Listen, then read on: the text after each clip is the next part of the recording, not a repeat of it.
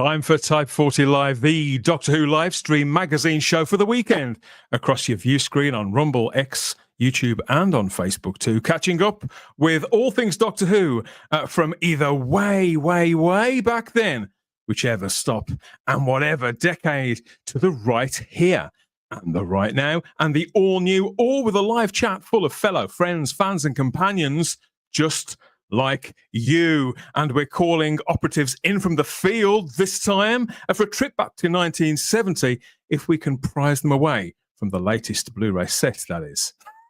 Good luck with that.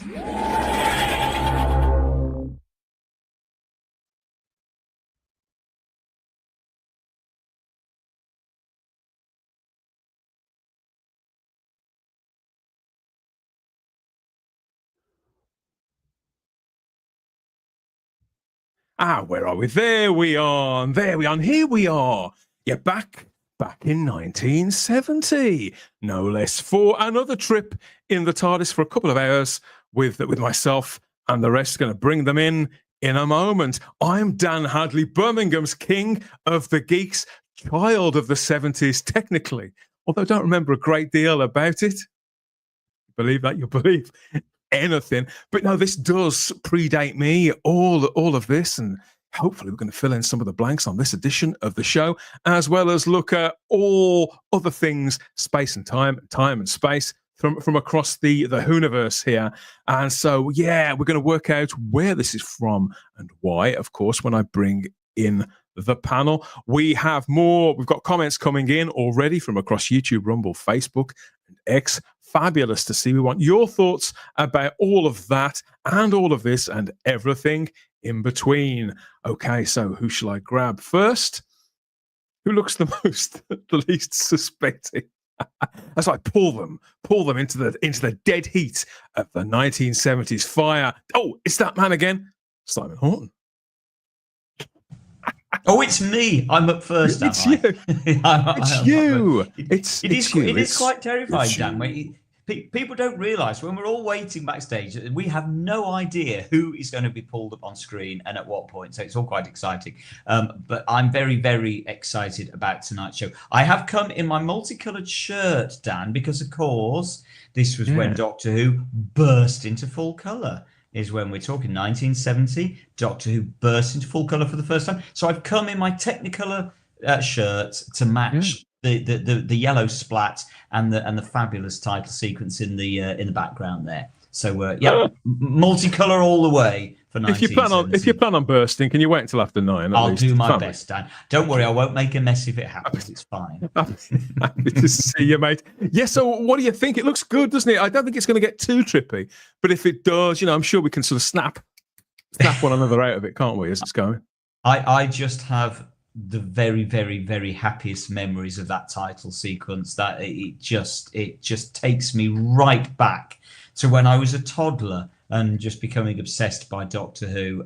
Just love that title sequence. I love the colour of it, the psychedelia of it, as you say, Dan. It was quite psychedelic, but then it was 1970. It would be, wouldn't it? That takes you back. I'm going to take you back again. Not quite so far, just 7 days, which was the last time you spoke to Charlotte Shields, I think. It was. Hello, everybody. Hello. Welcome aboard. We're back. The 1970s must seem like a very far away and distant land to you, Charlotte. You just hear tales of from days of yore. Well, I'm not going to lie. Sometimes when I watch TV from that era, it feels a long time ago. Steady. It's people remember what company you're in. Yes. How about this TARDIS? It just means I can. It makes me realise. Yes, TV has changed, but it has changed. It has changed. It does make me feel old when we're talking about this. Well, no, but here's the thing. For stuff that's changed, there's still stuff that you think, oh, God, I'd rather we go back to some ideas 100%. from back then. 100%. One thing I think we should bring back from the 1970s is that, because obviously this is the sort of the lounge looking kind of, well, it's the Doctor's lab, really. It wasn't really a console room, but it's if the console's in it, it's sort of the console room. That's how I look at it. But I love how he's got the globe off to the left, inset on the feet like that. And I suspect, this being the 1970s, that was actually probably a drinks cabinet. And I think the Doctor was far too. I think he that incarnation of the Doctor was far too proper, wasn't he, to serve his own drinks? He'd get somebody to do that for him. Happily, one of our team for this evening is absolutely dressed for that. It's back on the show at long last. Great to have him back, Anthony Weiner. I feel like a Pizza Express waiter. I thought I'd dress for the occasion. You have dressed for the occasion. Wow. All you need, Anthony, is a purple velvet smoking jacket. That's all you need. Wait, Simon, until after the break. Who knows what may well appear. Interesting. That's what you call a teaser, that is. That's a teaser. It is a teaser. Do you know what, everybody? I've never cosplayed in my life, but I felt today was really, because Dan, you put out the kind of the message that Type 40 was back on tonight, and you said about dandy. I thought I'd come dressed in dandified clothes. So you're rocking the look, mate. You're rocking the look. Shirt and bow tie is the way forward. You do remind me, Anthony, of the 1970s. Like, you just need a pair of the white gloves, and you'd be the bloke who would reset the snooker ball back in. Dan, that wasn't the look I was going for, but thank you very much. Charlotte. Also, I wasn't born in 1970, so don't worry. You're in good company. So I'm not the only baby. So far, I'm the only one on the panel who was alive in 1970. In that case, I was 2 years old. For anybody that's wondering, I was 2 years old in 1970. Well, you know what? I have never thought in all the years I've known him, and it has been a few now, I've never once asked that of Gary Akers, because I'm simply too polite. I just admire yet another piece of astonishing headgear. All right, Retro Doc, how's it going? I'm good, Dan. You can ask, but you'll never know. I'm here with a couple of guests. Very good. Today to mark the occasion. Brilliant. I say, splendid chaps, both. I don't have Liz, but I have the Doctor in the brig. So there you go. Fabulous. Very good. And I'm loving the hat, Gary. Thank you very much. That's what you call that's a proper Doctor Who logo. Yes. In the proper colors. Correct. Too, let's note. Correct. It is. Yeah, it's those colours. It's the red, the yellow, the blue. That takes me right back. And I just want to say to Anthony that the irony isn't lost on me that behind Anthony is a poster of a movie where James Bond goes to space, and we're going to be talking about a season where the James Bondian Doctor was stuck on Earth. So that's kind of a little inverse thing going on. Yeah, except one of the stories, he goes into space. He does. So I never looked at it. Actually. I never looked at it like that. I'm rather fascinated with this sort of TARDIS console room, laboratory thing, all the soft furnishings, the choice of wallpaper. It looks a little bit. This is how I think that Reg Varney's drawing room probably was when he was making On the Buses. The parquet flooring and the wallpaper in particular. You expect Doris Hare to walk in with a tray with some bacon and egg sandwich on or something like that. But I've never, because this isn't my era, like the entire Pertwee era, I tend to get a lot of it mixed up, the labs, the seasons, even which stories belong to which season. It's very much my bogey era when it comes to which version of a kind of console room we got in which story. I always have to double check, but apparently this one featured in the Ambassadors of Death. So we are on brand. There's the other corner. Look, with the drinks cabinet. Do you think there was booze in there, Gary? That's where I'd put it. Oh, yeah. I was the Doctor. Oh, yeah. It is a very odd TARDIS lab. That Dan, can you just switch back to the other photo just for a second? Because I've just noticed for the first time ever, I've noticed a chap lurking on the far right-hand side, just behind the console. Oh yeah. And it looks like he's either on his hands and knees, but he's a person of restricted growth. Simon, his feet are there though. His feet are in shot. So yeah. What's all that about? I think we have to use the word person of restricted growth. I can't imagine what's going on there, but I've never noticed him before. He's lurking. Lurking. Or maybe it's somebody who got in that drinks cabinet early and didn't quite measure his drink that well. Can I just say, overserved. Can I just say, I have one of those globes in my house. Absolutely true story. And it's brown, but it also does have drinks in it. So, Dan, you are absolutely right. And I think I'm kind of funneling Ambassadors of Death with that particular drinks globe. So you I are would now, agree. mate. You definitely are now, and I love the power cable as well in the bottom left hand corner. The obviously, I'm not sure if that's set dressing or if it's what the guy that you spotted in the corner, whether he plugged something in, or whether that's the doctor's lashed that up. That's the extension cord of Rassilon. Yes, I think you're quite right. But does it reach far enough to reach across to the other side of the world? That's, I think, what we need to know. This is my way of giving a lead in to the final member of the panel who was here a moment ago, and now he has vanished. I'm just going to go all out there, realizing I can't leave it really any longer before I bring in our real life time traveler. He's waving at me. It's safe to welcome Mr. Matt Potts. I forgot I had my camera off. Hello. Hello, yes, it's a bit of a fire hazard happening there, isn't it? Too many plugs in the adapter. You could be right. You could be right. There's a lot, particularly in 1970. Well, it definitely wouldn't pass the risk assessment these days because it needs to be taped down with gaffer tape, wouldn't it? That's what it would need. Yes, yeah.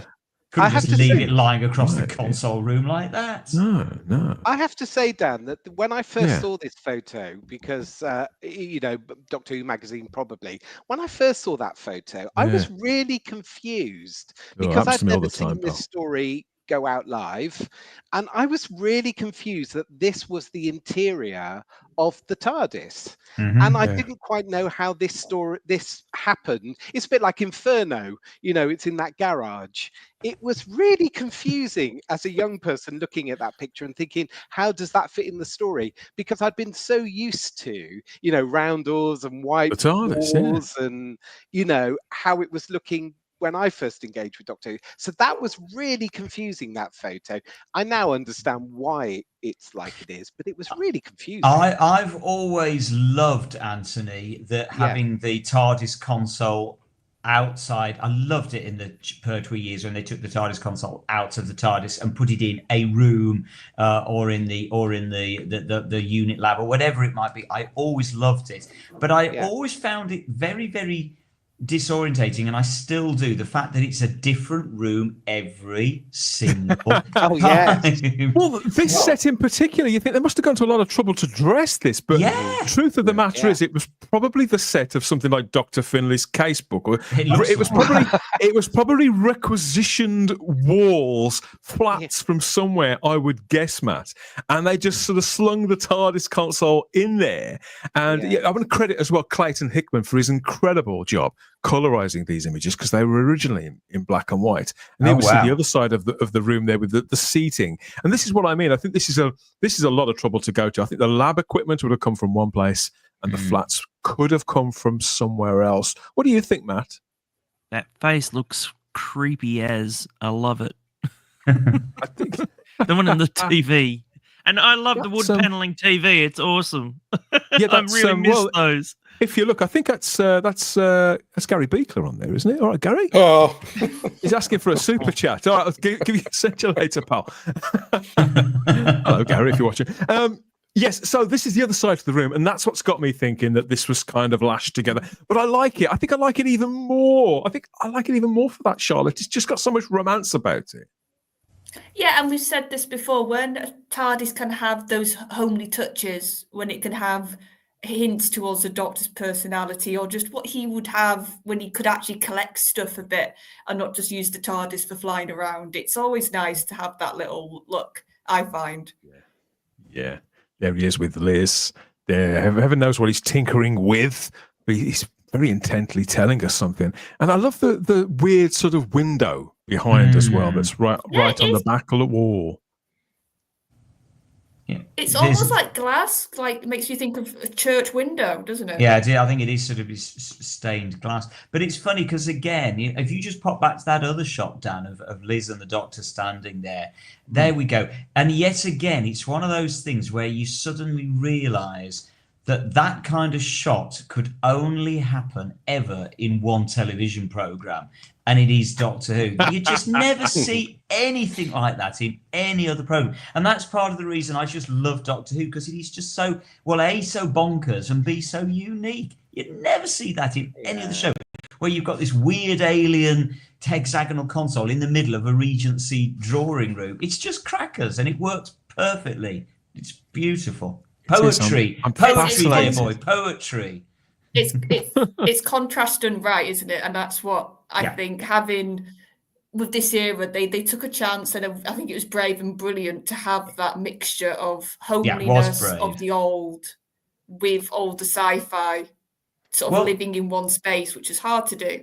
And isn't it interesting, Charlotte, to think about it now? Because you're right, it was brave and it was bold, and we forget that this was the first time ever that they did this, with the TARDIS console coming out of the TARDIS into a living room. And you kind of think, wow, where did that idea come from?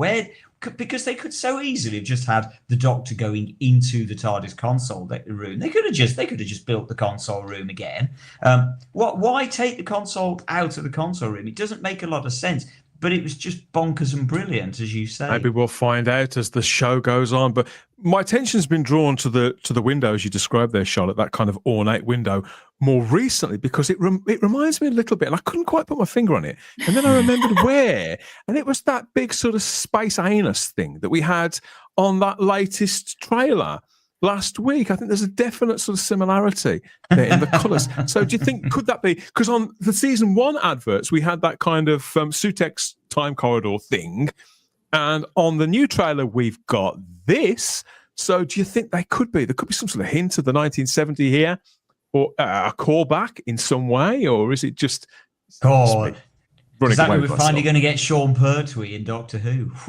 Don't have that rumour started again. Yeah, we always lose a good 20 minutes to that one, Gary.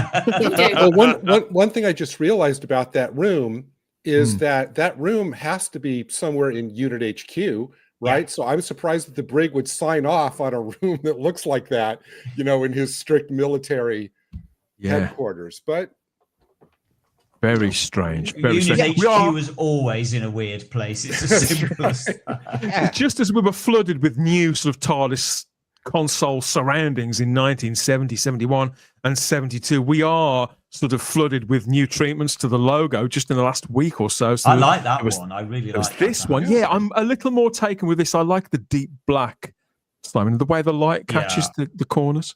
I like the subtlety of it. Actually, I like the way it's now being done as a sort of a filigree network. Again, kind of a little bit stained glass window, like it's like leading, and I like that. I have to say, I just think this works very, very well. I really like that. And then I saw this one that Big Finish have put out this week. This is from Oliver Chinnery. His work on the latest Lost Stories ad for, I think it's Genesis of the Cybermen. So he's done this fabulous CGI advert for that, and he's got this sort of burnt orange one there, Matt. I think this works even better, although it does make me feel like a Jaffa cake. I'm just a bit sick of the whole fluoro motif that they go for. It's you can do like with kind of something of the Halloween about it as well. That. But give me a multicolored one. It's just too flat for me. But of course, none of them can hold a candle to that, which is atop Gary Akers' bonce there on his head. That gets our vote every single time, I think. But yeah, for now, we're stuck with these variations, including this, the Lippy logo that we looked at last week. So is this is not growing on you? Have you seen this, Anthony? You caught this? Yeah, I have seen all those variants of the logo, and I think this is a logo that's perennial, isn't it? I mean, it looks good to my mind anyway. It looks good anywhere, wherever they light it, wherever they neon light it, wherever they place it. It just looks great.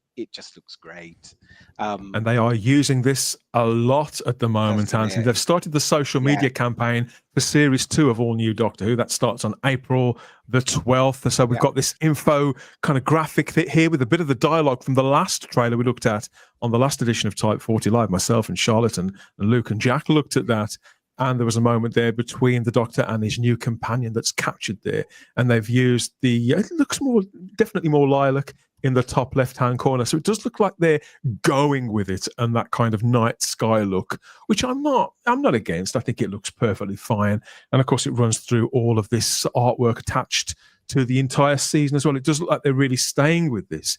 But since we spoke about this on Monday, Charlotte, and we looked at the trailer in quite a lot of depth, didn't we? Yeah. Somebody reached out to me and told me about this. Now, at the front end of that trailer, and we didn't mention this the other night, was a scene where Ncuti and Verada address us, the viewing public, very nicely. You know, I mean, Ncuti never looks very comfortable, to say the truth. But it's one of those where, you know, like, here's our new trailer. Hope you enjoy it, blah, blah, blah, blah, blah. And then you get on to the good stuff, because this isn't why you're here. You're here to see the monsters and the running around and the fire and all that kind of thing. But if you look closely, and somebody pointed this out to me over on X, they're not actually in the TARDIS console room. That is a blow-up. That's a giant poster. They're not on the set. Oh. Isn't that strange? How intriguing. Well, right, they're right, aren't they? You can tell by the way the light's going across it. yeah, and how flat the jukebox is. Yeah, it all looks flat, actually, now you've pointed it out. I never noticed until somebody very eagle-eyed over on X noticed this. You know, you quite rightly, you're focusing your attention on the actors because it's the new Team TARDIS or whatever they call them now. And it's only afterwards. Yeah, I think it's a dead giveaway, the lighting, that something definitely is off. It could be something very innocent, like maybe neither of them were in Cardiff to record this, and they mailed them their costumes or whatever, and they could have both been in London at some other event or something like that. But maybe the rumours are true, because there are rumours that the set has been taken down. This is a picture of the set being constructed a couple of years ago, Gary, but there are rumours everywhere that it's been taken down. Now, as I understand it, they were still doing tours of the set. I thought they were carrying on for a few weeks, but now I'm starting to wonder, now we've seen that image, which is definitely not the set, could there be some truth to the idea that the set, if only for temporarily, has been taken down? Who are the tours for? Influencers? No, for investors, people within the industry. Sometimes they're for people. There's Screen Alliance, people connected with lottery funding, all that kind of thing in the film and TV industry, which is concentrated around King Bristol. Charles. Yeah, it's all that kind of thing, and various other sort of bodies get to go around. So this is only going to add fuel to the red fire, I think. And back to the picture with Verada and Ncuti, the fact that they're being front lit, but you can't see either of their shadows on the floor behind them, I think is a hint that it's a backdrop. Busted. Let us know what you think out there in the live chat and the comments. Were they really there? Is the TARDIS, has it been deconstructed, or is there some innocent reason for this? You might know. So if you do know, get in touch. Instagram and X at Type 40 Doctor, because we're very, very, very nosy. Of course, nothing to do with us really. But we talked about the Lippy logo last week, and none of us were particularly struck by it. But we've also been sent these two pictures as well. So the posters have started appearing out in public, and they do actually look, I think, a lot better. For a start, that logo looks white there, not lilac. So there they are. This is just in an average street. I think that looks like a bus shelter or something like that. So there they are, in situ, so to speak. I think they do look considerably better. But I can't. Are they lilac? I don't know. I haven't seen them myself, and I don't know if these are motion posters at all, Charlotte. But you can see even further back, they still look pretty good. So I'm not going to be too down on this campaign. I think at a street level, these actually look pretty good after all. Anybody seen any yet? I haven't seen any out. I agree. I think Ncuti actually. I didn't like initially him having the back to us, but now I've seen it on the street. It does get your attention. It's quite striking. And to be honest, I think God love her is for now. It's the companion one, which I think looks boring as anything now. Yeah. Looks like she's waiting for the bus, doesn't she? Wherever the poster is. Pose. it's really undynamic, like we said initially, but now you see it out in the wild, it really looks just undynamic. She's not doing anything interesting, while Shooty, at least with that pose, has got a bit of an interest when you see it. This is obviously key artwork that they're going to run everywhere, Anthony. So have you spotted it out and about at all? Anything yet? Because I haven't seen it. Bloody thing. No, so I've been travelling around Bristol and Bath. I've not bumped into this poster. There are various revolving posters around, but I've not seen this. It just leaves me a little bit cold, to be fair. It doesn't kind of invest any interest for me. It doesn't invest any excitement. It just leaves me a little bit cold, Dan, to be fair. I'm sorry to hear that. Results are going to vary, of course. If that doesn't get you excited at all, then maybe this will. So yeah, apparently in the new series, in the upcoming series, there's going to be a historical episode of Doctor Who. I think it's the first one in a while, a proper historical, they're saying. But apparently it's going to be set in 2007. 2007. Do you remember 2007 when David Tennant was the Doctor and everybody loved the show, adored him? Remember 2007? Remember 42? Remember that? Sort of. I kind of remember bits of it. Written by Chris Chibnall. Do you remember him? Anybody? Vague recollections. I thought that may not play very well. Chris Chibnall, there you go. So the former showrunner of Doctor Who seemed to disappear in a puff of smoke, and not before time either. But we've got news this week of where he's been and what he's doing. Chris Chibnall's been writing a book, it seems. So he's got a new book out, and this is called Death at the White Hart. That's what's been keeping him busy. And are you a big reader, Simon? Are you keen to pre-order? I'm a very, very big reader. I like good books, Dan. I really like good well-written books is what I like. And I'll leave it at that. So Chris Chibnall is going out on a publicity tour, it seems, for his new book. It's called Death at the White Hart. And he's roping in David Tennant, who didn't just star in his episode of Doctor Who there, but he was obviously one of the leads of Broadchurch as well, which was actually pretty good. I liked first season of Broadchurch is superb. Absolutely good.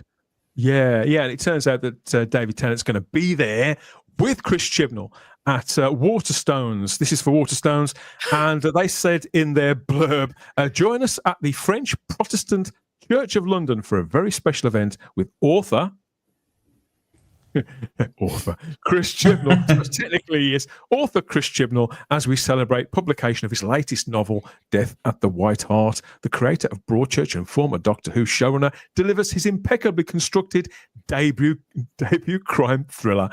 Chris will be in conversation with multi award-winning actor David Tennant. So David Tennant's interviewing him? It seems so. Okay. Yeah, but why is Tennant there? That's what I'm thinking. It's like, question we're all asking. Charlotte, why is anybody there? Why is Chris Chibnall there? But it's his book, at least. Like, he's written the thing. No one will show up otherwise. It does seem a bit random. Maybe. Because Jodie was busy. I mean, this obviously. I wish Chris Chibnall all the best, he says through gritted teeth.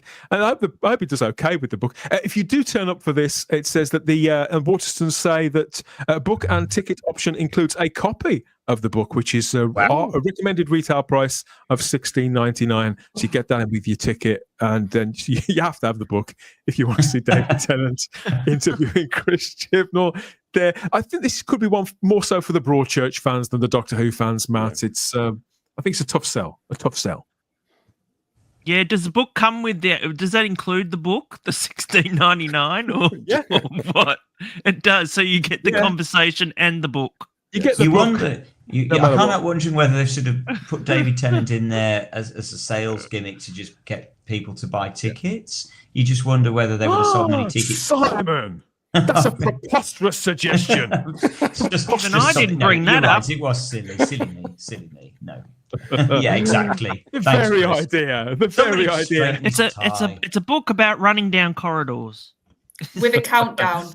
at the end. So we consider it our civic duty there for Chris Chibnall You have fans exactly to let 2 you hours know. to read this book. He'll be wearing that same yellow tie.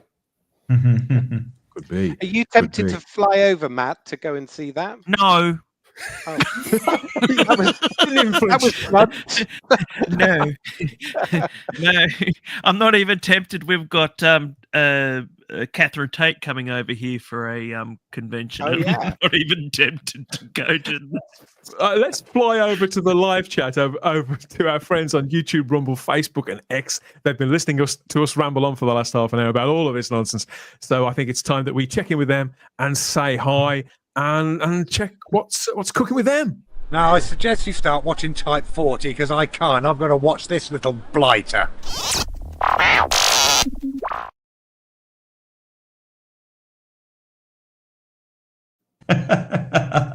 Good old Scott. He loves it. There'll be more from Scott a little later on the show. Thank you, everybody, for your patience, your comments, and your indulgence. Who have we got first? I actually know who we've got first, because, Anthony, I think it could well be a friend, certainly a fan of yours. Where are you, Grace? Grace was in fairly early doors with a bit of fan mail for Anthony. She said it's lovely to see Anthony back on the show. Now, she said this at 5:30, so Grace is obviously a time traveller. She's been forward into the future. She knows it's a good one, and she's congratulating you on an incredible performance this evening.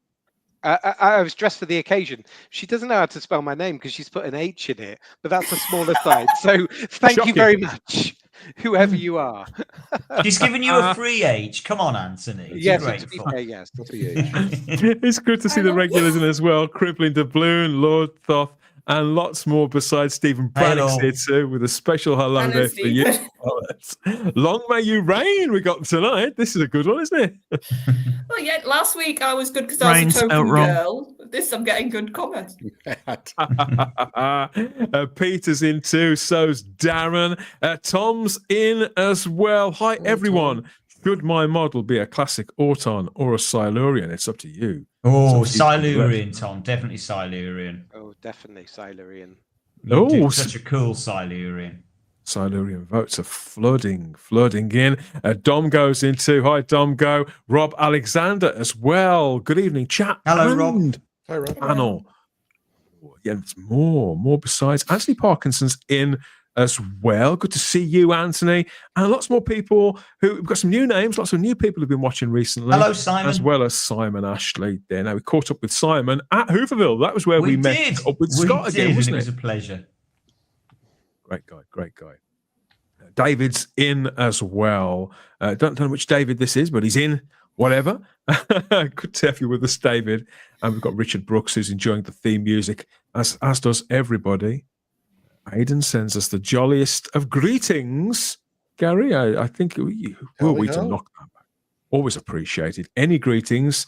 Jolliness, where is that on the jolliness scale? Then it has to be a 10, the jolliest. Well, I mean, it's got red and green, so that's Christmassy. Yeah, exactly. Adrian James is back as well, like a bad penny. And Vanessa Law's in too, with an afternoon and evening. Or where would we be without Vanessa and Law Thoth and BD Rich and probably being thank you everybody who mods for us on these shows. We do appreciate it. George Duffield is in as well. A Grace and a George Duffield. I think that can't be a coincidence. They must be related. And we have a Knight of the Realm has joined us once more. Good day, gentlemen. They're giving away their nationality there, Matt. Only Antipodeans use the phrase "g'day," don't they? I don't even use "g'day," so it's just one of those things that you put on us poor Australians all the time. It's like what you expect, you know. It's like I'm going to put a shrimp on the barbie. That says nobody actually does that. Yeah, Chucks. This is the man who says me Chucks, isn't it? Yeah. Hey. Come on. I got to play out the Aussie bit. Adrian James confesses he was born after Pertwee's first season. Oh, Adrian, you can go off people, you know. And we have, yes, more. The Queen is in the place. This is building, Charlotte. This is building. Scott Expectations Goodman. are going to get too much at this point. I think this one is talk of the devil, and he turns up. This could be for you, I think, Anthony. Needs more frills. Do you know what, Dan? Is exactly what I thought. I thought I needed some frills here, and I needed a cloak, didn't I, for this evening? So sadly, Scott, no frills. But no, you still look great. Yeah, thank you. Lots more. Putting us all to shame. Zoe says that you brighten her day, and she sent you 2 little hearts there. Well, and she spelled it right. It's a good spelling. Never brighten anyone's day. Like on the blackest night. Honestly. You're brightening our night tonight, mate. I was born in 1970, confesses Robert Payne. Probably didn't. That means he didn't watch season 7, did he? But we'll make up for that as the conversation goes along. Thank you, everybody, for all the comments. More of these, more of the greetings and salutations. Yes, keep them all coming. We want more. And Vanessa seems very happy to see you on the Thank panel. you, Vanessa. Watch. She's a warning. Honored to be here. It's great to see Anthony back as Gregory James, reminding me of one of the presenters of That's Life. Right. Right, stop there, all of you. I know, right, of all of these, I know Gregory Jones. Oh, okay. And he's been my friend since at least I was 15. So he's nasty for saying that, right? I have no idea what That's Life is. So. But to be fair, Anthony, I'm trying to think. What was the name? It was the chap that sat in the armchair, wasn't it? It was. Be careful here. Well, there were several. The original was a guy called Cyril. Cyril. Yeah, what was his name? I'm going to find this out. Cyril Fletcher? Cyril Fletcher. Yes. Cyril Fletcher. And then it was Doc Cox. With that wing collar chair, didn't he? We're definitely showing our age now, boys. There were several. Yeah, I love That's Life. Yeah, Cyril Fletcher. We've got lots of Cyril Fletchers now in the chat. Yeah, Cyril Fletcher, that was the one. I do have a That's Life story. I'll have to tell you about that later on. We've got Dark Hall in the live chat telling stories about Lego, various different Legos. Obviously, a big Lego fan. Samantha Selway's here too. So is Ian Scales. We've got Oti and Matthew Pounder too, who says that could have been Dick Emery on the telly and not Gary Beekler, but you never know. Hello, honky tonks. Yes, honky tonks. We're going to get tonking into the 1970s now, and this is where we're shooting off to, up the space vortex. We really appreciate all those comments, of course, as ever. If you want more from us, get us on the podcatcher of your choice. Get us in your ears as well as before your eyes there with the Type 40 podcast. All major podcatchers and at our home feed at type40.podbean.com. There's something for every fan over there. Whether you're a Chris Chibnall fan, even, apparently there are some. So get over there to our home feed, and you may even find a treat or two. Okay, so yes, well, he's obviously working very hard, isn't he? Because he has time to write a book. Between us, we've got a lot of bases covered. Not as many as these guys. They've, but yeah, we're getting there. We're getting there. And yes, we are. Look at that mustache. This is definitely where it's at, though. So yeah, more comments, everybody. Let's get stuck into the list. Hello, I'm Philip Roy, playing the Doctor in the Doctor Who fan film Doctor Who Meets the Scorpion.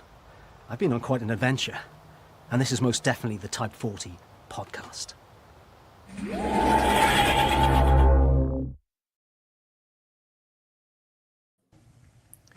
Now, there was a leak in the space and time continuum around Christmas, wasn't there? And we picked up on it, but we were off fighting our own battles with Christmas dinner and things like that. To talk about it, so slipping out early were the details on which season of classic Doctor Who would be the next release in that long range of really chunky box sets of Blu-rays that would be the first release of 2025. I think they put out 2, sometimes 3 a year now. And we talk about them at great length here on the show. You know, a great many of us collect them either in the deluxe packaging or in the standard packaging. But this range has been a sort of cornerstone of Doctor Who conversation now for an unbelievable 7 years. Started with season 12. And we all know what happened there. You know, they really underestimated demand, didn't they? But now these releases, they absolutely are the points at which I think the entire Whoniverse revolves. Yes, sorry, crybaby, but it's the truth. Whichever season is going to be next is what tends to make the biggest splash.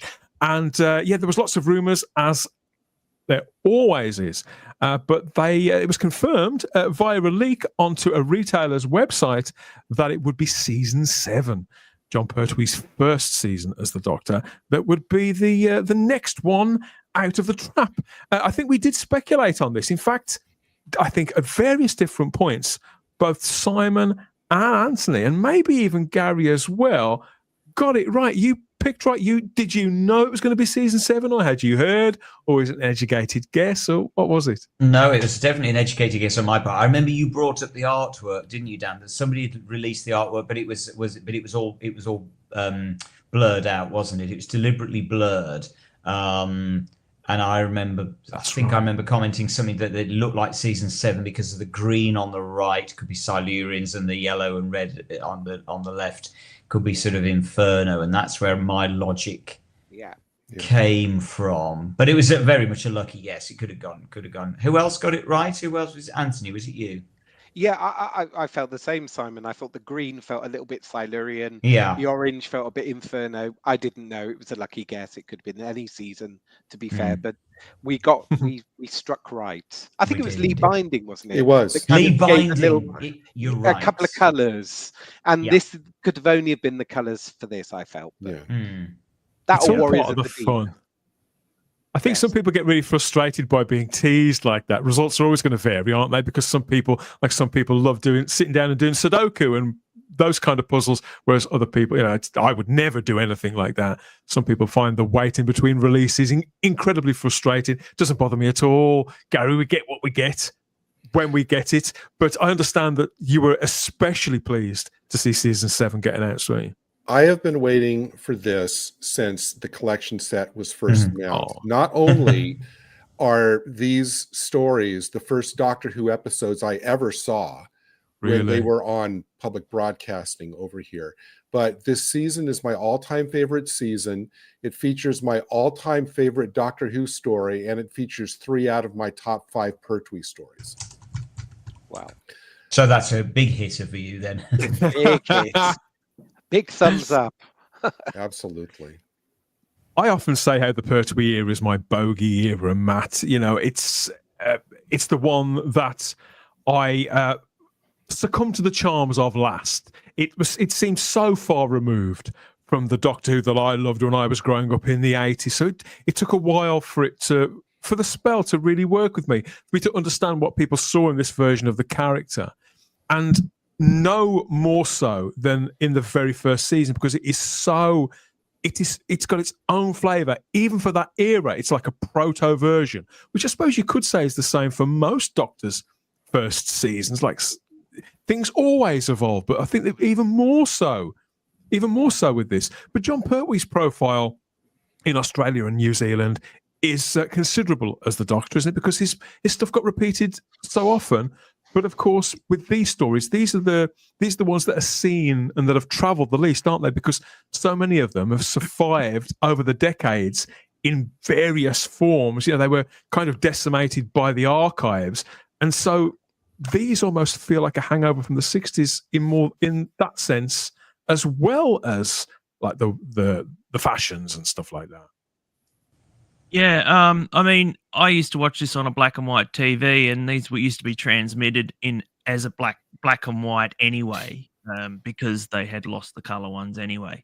But I don't know if you're aware of this, but it was apparently the ABC was not going to purchase any more Doctor Who after Jon Pertwee's era.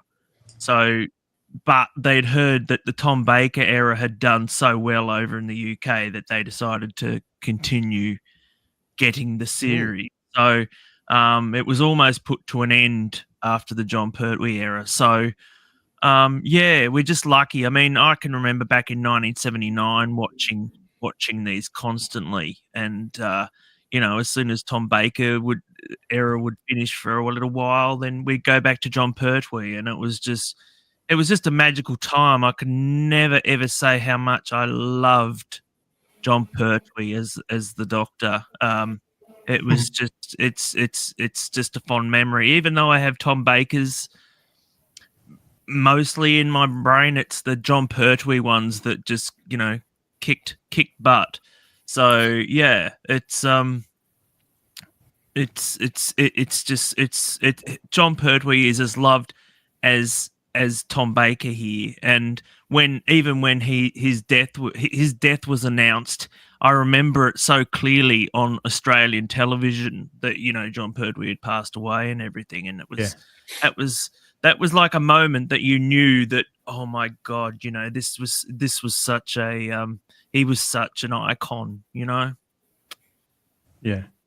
These 4 stories that make up season 7, Spearhead from Space, Doctor Who and the Silurians, The Ambassadors of Death, and Inferno, they do represent a considerable evolution from everything that had gone before, don't they? Obviously, in this first season, it's we're living with the impact from the war games, aren't we? From the conclusion of the war games, with the Third Doctor exiled to Earth and teaming up with UNIT to confront alien invasions and threats from our own primeval past. It says here in the blurb, and so it's very, very distinctive in that the threats come to us and come to him rather than him going out to them or being sort of throttled around through space and time. In releasing this as a 7-disc set, it represents as well, Simon, the completion, I suppose you could say, of that long-term project to restore this material, because 3 of these stories were in various states of disrepair, weren't they, following the purge of the archives. So assembling them and putting them all together in a box set such as this, it wasn't a small undertaking, was it? Even though, obviously, they've all been out several times before in various other formats.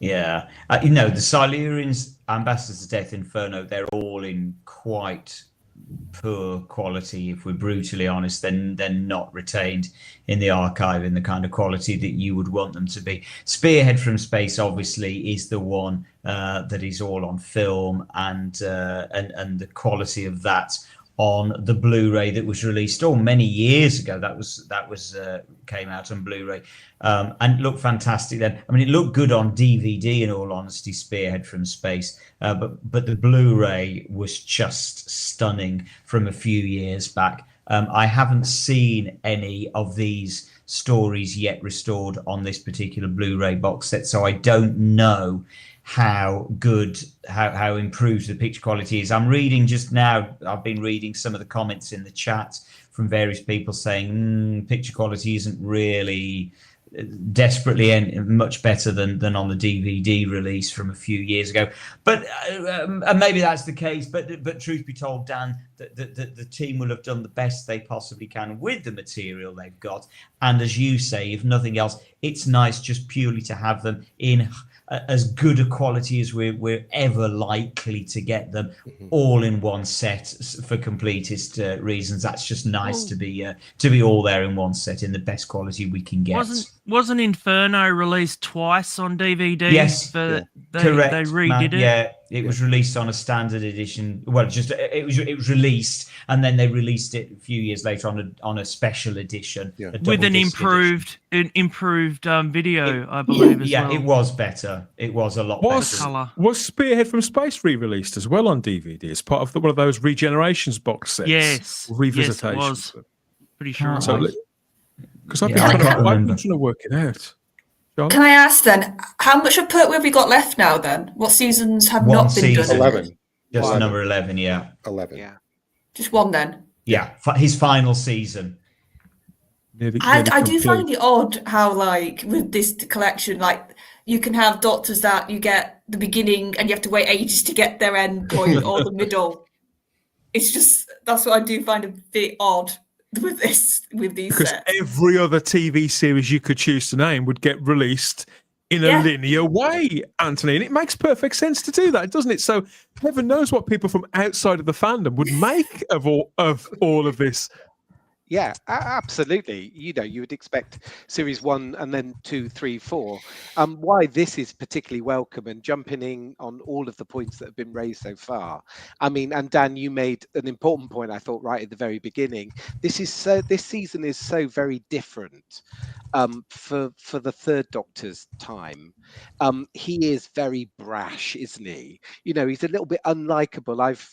I've only got to, I think, episode 4 of Doctor Who and the Silurians currently on the collection, but I think he's kind of quite unlikable in many ways, and he sort of softens as series 7 goes on. I think there's a distance there between him and the people around him. Yeah, so I know what you mean. It's almost like, so episode 1, he's kind of, well, I don't report to anybody. You know, the Brigadier's asked us to report to Wendy Moore. He said, well, I don't go anywhere. You know, I don't report to anybody. And then in episode 2, it's almost like somebody said to him, do you want to tone that down a little bit? Because then he starts stroking people's hair. You know, when Major Baker gets attacked by a Silurian, he starts sort of stroking. And then Liz Shaw gets attacked by a Silurian in a barn, and he starts stroking her hair. And you kind of think, oh, could you make this a bit softer and a little bit more likable? I think Matt's just said it's a bit pompous, but having said all that, I quite like it. For me, this series is great. I think the quality of the episodes in terms of what they hold in the archives is so unfortunate, because I was watching episode 3 earlier, before 4 obviously. I was watching 3 earlier, and that film, that all the scenes filmed on film, you know, in the barn on the moor, would have looked absolutely fantastic in 625 videotape film as it was originally shown. And I felt that was sad that we didn't get to see it as well as we could have done. However, this job of restoration, I can't see, Simon, what the chat is saying, but for me, we'll come to the live chat in a little while. Yeah, the restoration for me is superb. Oh, okay, you know, interesting. They have done a fantastic job, given very patchy material that they had. And Matt, to jump in on, and Matt, to jump in on your point, when I was first watching these episodes, so I had a friend in Australia that was sending them to me. I saw lots of these stories in black and white. You know, I saw Doctor Who and the Silurians in black and white that had been recorded off the television.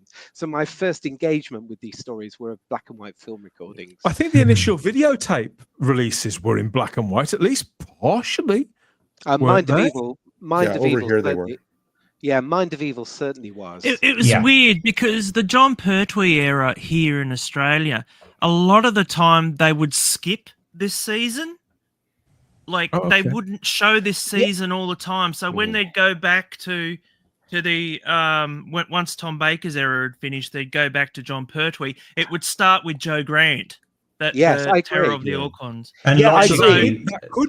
That could be partly because of sort of pop culture, and sort of skip that version and get to it, the version that people will remember. But it could also be for simple sort of practical purposes or quality control purposes. I think I would agree. It will be quality control. I'm not in much doubt. My first engagement with Ambassador to Death, again, is a black and white film recording. Again, for Spearhead, is black and white. So I guess I get Matt's point about skipping these, because they don't all exist in colour, or they weren't broadcast. Yeah, sorry. Can I just, I mean, we've only just celebrated this week, actually.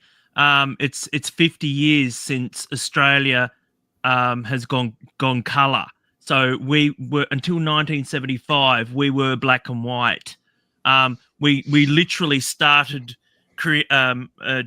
doing actually building colour TV sets here in Australia in 1975, and it just took off like a rocket, because you guys had it for, I believe, like 5, 6, 7 years or whatever. 69 in Britain, and we got it late, considerably later than the States. Yeah, so we had, for the longest time, we had a lot of shows that were still black and white in 1980. We were still watching black and white shows, you know, and everything would still have the C in the guide, you know, the TV guide. It'd have the C for color and BW for black and white, so that people knew they didn't have to adjust their set, you know. So yeah. As is always the case with these sets, the BBC Studios go to great lengths to point out, or to enough lengths to point out in the blurb here, all episodes have been newly remastered from the best available sources. These classic adventures have never looked or sounded so good on home media. Now, I worked out, as somebody who, again, the disclaimer, not a big Pertwee fan, I've worked out that with my purchase of this box set, this must be the 6th time that I've bought in various formats and in various states, Spearhead from Space in particular. We can see that this has been the gradual shift in quality from what we got on VHS to, Are they screenshots? What we have now. Yes, they are. Yeah. So this is that's nice. How things have improved. So I originally bought Spearhead on VHS, and then there was the VHS re-release. So with the episode junctions back in, so that's 2. The original DVD, that's 3. The re-released DVD, the special edition DVD, that's 4. There was the Blu-ray single one that came out in 2013, and now there's 6 for this box set. So that's now more than even the 5 Doctors that I've bought. I'm a little concerned as to whether or not they've been using AI on these later editions, because I don't know, there just seems something a little bit I'd be surprised knowing the gentlemen in question that are working on them. Yeah, I think it's very close knit they work together, Simon, and how fastidious they are, how particular they are. I think it's unlikely they would use anything that was experimental to that degree. Yeah, and I've suggested to them before, to some of the members of the team before now, to start actually looking at some sort of, not necessarily AI technology, but certainly some more stringent software. And I was told in no uncertain terms, no, they didn't like it. They thought it looked plasticky. Didn't work, and so there's actually been a lot of issues. I don't think at this stage the team are likely to be resorting to that kind of more sort of robust software or AI technology. I think they're sticking with the old ways, as it were. The packaging is as beautiful. Sorry, the packaging is as beautiful as ever. So I just want to acknowledge again Lee Binding of this incredible clean artwork, full of colour, full of life, full of 1970. Charlotte? As I said, but I can understand why, if for years their ways have worked and they know them, and it's actually quite encouraging if they think their ways keeps that almost humanness and that what the original spirit was of these stories. They don't want it to look fake. Yeah. And I don't think fans would want it to look fake either. Yeah. I just want to quickly follow up to one of Anthony's earlier comments about how you see the Doctor's character in this season. The way I kind of look at it is throughout the whole season, you know, he's incredibly resentful of being exiled to Earth by the Time Lords. Yeah. All he wants to do is escape. He doesn't ever want to get involved with what the Brigadier is pulling him into. He just wants to stay and tinker with his console. And to me, it's only the events of Inferno that really show him that he kind of has a duty of care to the planet. And then in the next season and subsequently, he's much more not really too abrasive about being like as stuck on the planet as he is with in this season. So that's kind of how I fit it all together. Yeah, and Gary, that's that's a great rationale for how to see that.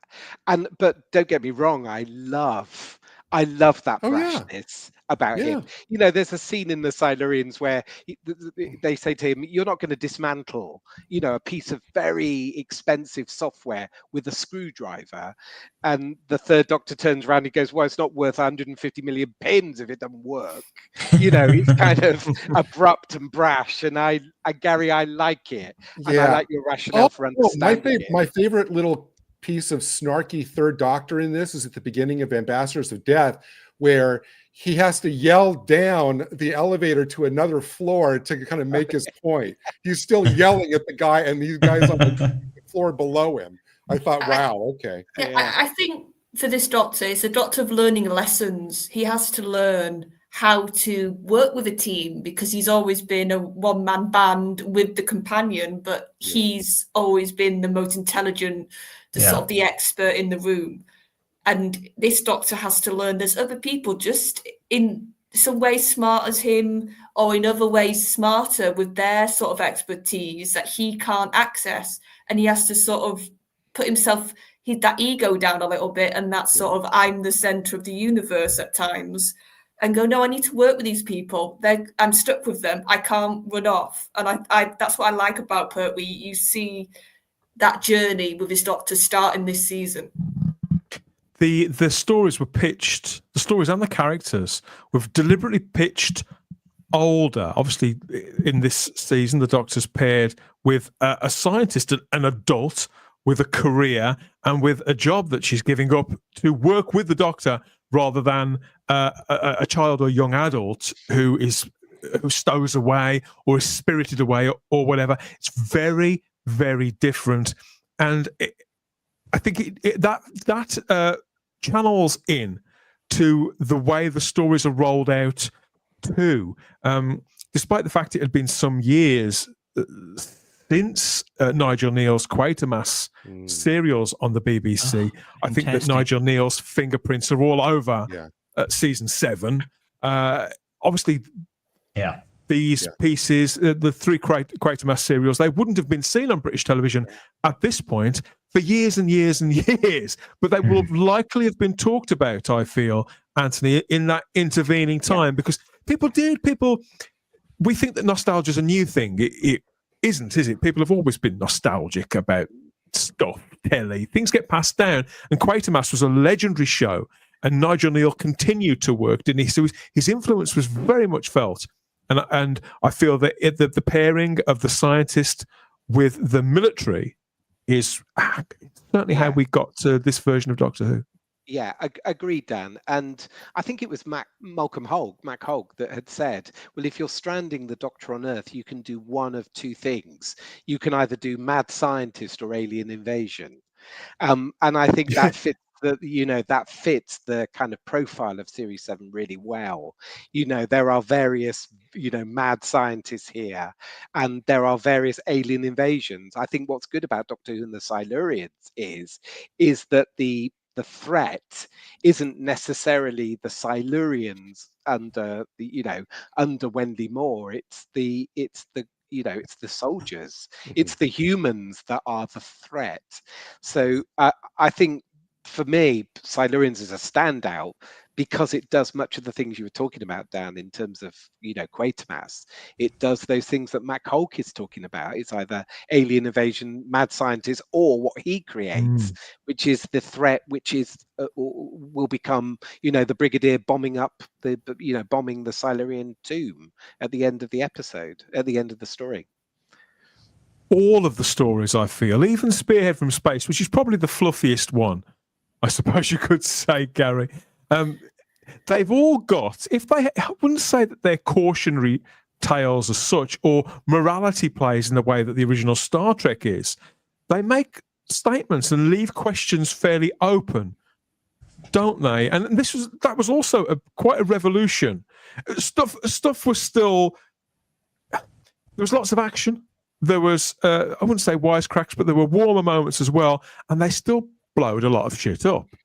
But they did leave questions hanging in the air, which the series never would have done before, which adult shows tend to. I think that these stories, particularly the 3 longer ones that run to like 7 weeks apiece, are not just longer. I think they're more complicated and quite sober compared to even the more serious, even the invasion and stuff like that. There's a lot of I'm sorry, Simon, go ahead. No, sorry, Gary. I know. All I was going to say was I think Doctor Who was never, ever more adult than in season 7. When you look at what you come from the Troughton years, even as you say something, Dan, something like the invasion, and the war games, which are certainly the closest to what we get in season 7, but season 7 really does just ratchet it up. Yeah. These are very, very adult stories. They're very Quatermass inspired, which in itself is an adult thing. It's not a kid. Quatermass is by no means a kid's thing. So yeah, it's very adult. Sorry, Gary. What? No, not at all. I was just going to say, agreeing with you, Simon, that in every one of these stories, there's a lot of for a family show, there's a lot of kind of uncompromising images in every one of these stories, where in Spearhead, obviously we have the shop dummies coming to life and gunning down people. In Silurians, we have a scene now which is a lot more chilling, after everything we've lived through the last few years, which is when they release the virus and people start dropping at the tube station. That's chilling to watch now. And in Ambassadors of Death, you have is it Regan who's the head thing, and he's throwing bodies into gravel pits to hide them. And in Inferno, you have an entire world getting destroyed, and this is harsh. It's grim stuff. It's grim stuff. Very grim. Very plays grim. with morality on a level that the series hadn't really before, and actually didn't really afterwards, apart from maybe the Caves of Androzani, Seeds of Doom, couple more. I'm struggling to think that this concentrated 25 episodes or so, was it 25? It's pretty relentless. And I do wonder if anybody, and please, if you're out there watching on YouTube, Rumble, Facebook, X, or in the comments, if you did watch these when you were a child or even an adult, was this the shock to the system that it is so often, I think? Certainly it was to me as a Doctor Who fan, piecing season 7 together. Yeah, I would, Dan, I would agree. And my first engagement with the third Doctor was the Five Faces of Doctor Who, when they showed Carnival of Monsters and the Three Doctors. So you kind of get a fluffier version, and I mean that with no disrespect. It's a kind of slightly more coiffured Pertwee, isn't it? With kind of it's much more toned down, isn't it? So when I saw these for the first time, it was a little bit of a shock to the system, that you had this slightly grittier Pertwee, which to an extent carries on into stories like, for me, The Mind of Evil, but I don't think you get there for Pertwee as close as this in any other stories or any other seasons. For me, they are super gritty. I don't think, in all honesty, I think you were right earlier, Dan. I don't think Doctor Who ever returns to this. Maybe, arguably, the Caves of Androzani, but I wouldn't even class the Caves of Androzani, simply because that's sort of set in space, and so it's just a bit more science fiction-y and a bit more fantasy anyway. These are set on Earth with lots of people dying, with lots of bad things happening. They are gritty, to use Anthony's word. They are grim. They're very, very serious. And it's odd that, considering this is the season when theoretically Doctor Who does burst into colour, it's actually quite colourless. It might as well have been made in black and white. Season 7. The exception. I could watch these in black and white.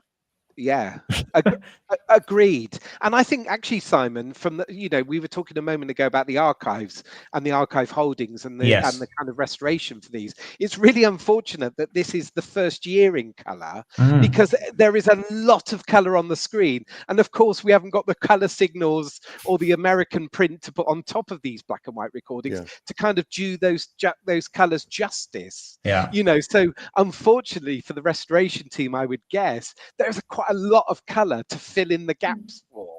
Because this is the first year in colour. and I think they throw colour at the screen, and it's slightly unfortunate from a restoration point of view that you've got to put these different colours back in.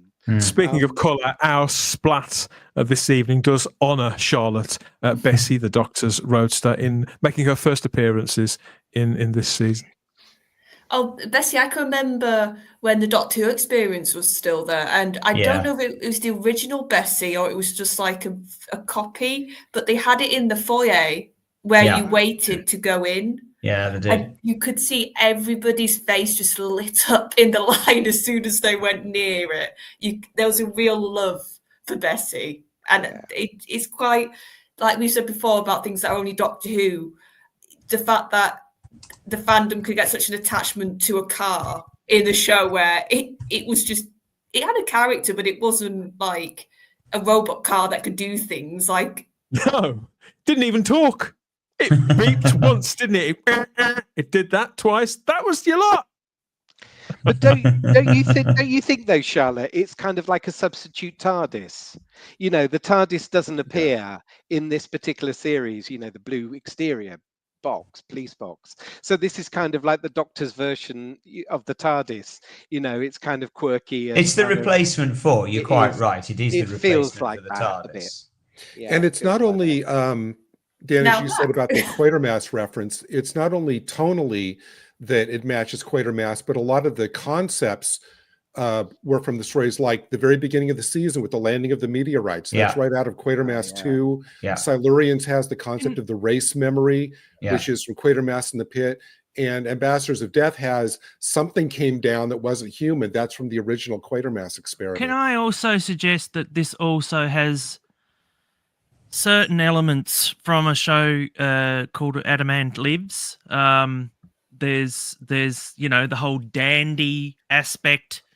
You know, there's the whole, you know, it's literally a fish out of water sort of thing as well, where, you know, he's in a like, oh, I want this, and it's like, well, you know, we don't have that available. Yeah, and even though that show was quite short-lived, it was a big hit that left an imprint on the popular culture landscape. That's what I'm saying as well. You know, there's that Doctor Who connections, and it just seems that obviously, you know, they said, hey, we'd like you to do another show that's like Doctor Who. And so that's the reason why that came about. But it's taken, I believe that was off air about at least 3 or 4 years before the Pertwee. So, you know, and I mean, I watched those and I thought they were fantastic for what they had, you know, and it's in black and white for most of it. So produced Matt by Verity Lambert. That's what I'm saying. That's why it had that connection. So. I cannot believe the amount of technical expertise that's just in the live chat here on YouTube, Rumble, Facebook, and X. People who really know their subject on a level that I certainly don't. But Fly Highland says, whatever gets the best quality, I'm all for it. If it works, it works. Don't get the hate for new technology. At that rate, why not say hand paint every single frame and don't use any technology at all? I mean, they did hand paint some of these back to life in the 90s, didn't they? If you remember some of those VHS tape releases. Problem being is in the live chat, and Lee adds, with the low quality of the restorations, they should have sweetened the deal for £55 for this set by throwing in a lot more extras than we got, which are mostly old DVD content. We've got a list of the features here.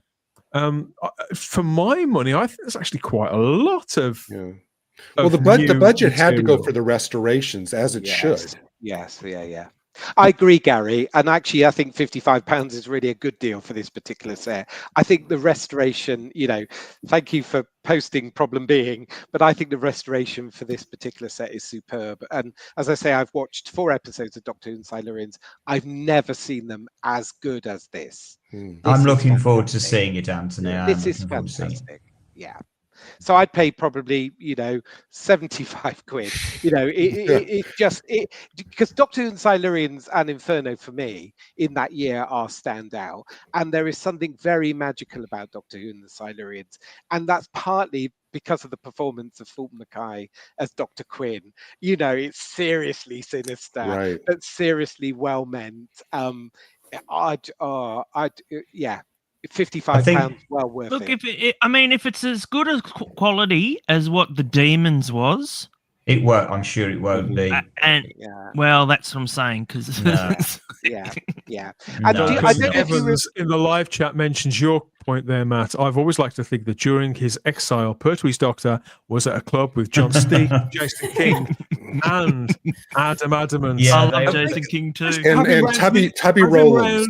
Had him round to the laboratory and open up the globe with the drinks in. I think they could have just stayed in. They all drank at the Not same the ladies. gentleman's club, that's for sure. We've got some pictures here relating to the comments in the live chat there about the picture quality, Anthony. And these have been shared by Peter Crocker, who is a friend of Type 40. Simon, you and I spoke to Peter last year. I know Peter well, and he's been good enough to share some of these pictures across social media of various stories. And just as an example of the latest kind of work that they've put into these releases to get them to look their very, very best. And obviously, I don't want to labour this for too much because people have got different ideas and different ideals. But I think that if you look through these images, these certainly represent a considerable improvement on what I've seen. And Gary, you just said, wow, that's exactly what I said when I saw these, when Peter was good enough to share them across social media. Yeah. And Dan, I had some engagement with Peter on social media about these particular images. You know, he was posting us some, a couple of pictures every day. And I don't know if you remember, Dan and everybody else, the Matt's point about the black and white, which we were seeing from Australia, when these color copies came from America, which we didn't think existed at that time. The American copy of Ambassadors of Death and Doctor Who and the Silurians. Suddenly it felt like you had something, illegal or bad or naughty because we didn't know that these color copies existed because the BBC's holding was a black and white film recording. So when you saw those American copies and you saw the black and white and you see what they've done here by either merging the two or the color dot recovery through the black and white film recording or hand painted them in, I think this is astounding. I don't understand the comments really. I know it's not the 625 original color recording, I know that, but this is, to my mind, the best we're going to get. I have to say that looks pretty good to me. That I'm looking at the moments. Yeah, superb.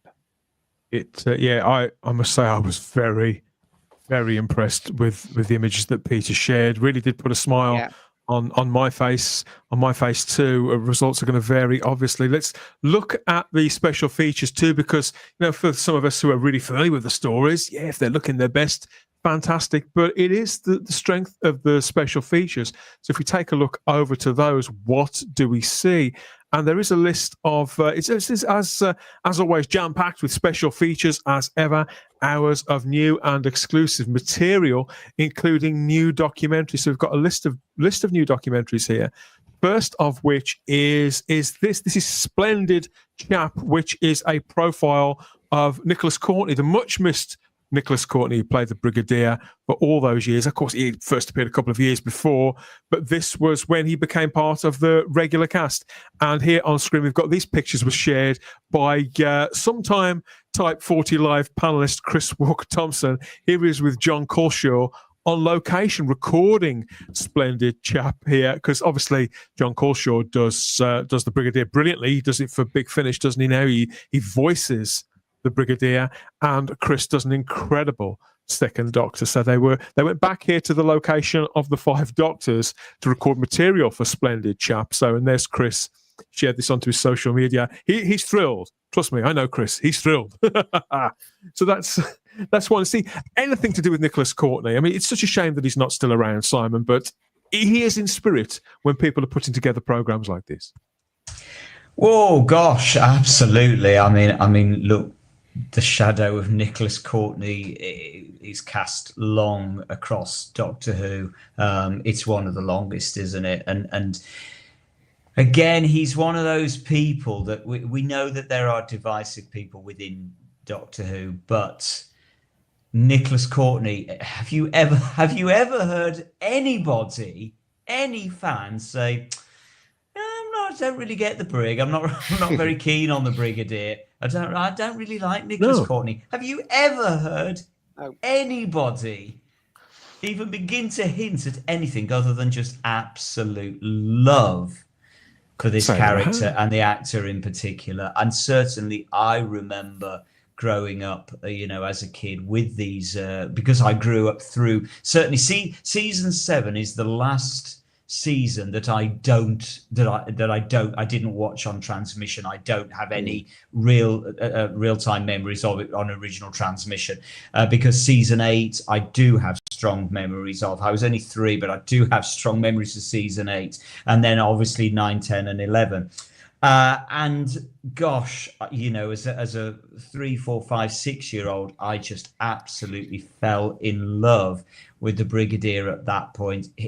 It's really, I just think it's actually impossible to overstate how good his performance is.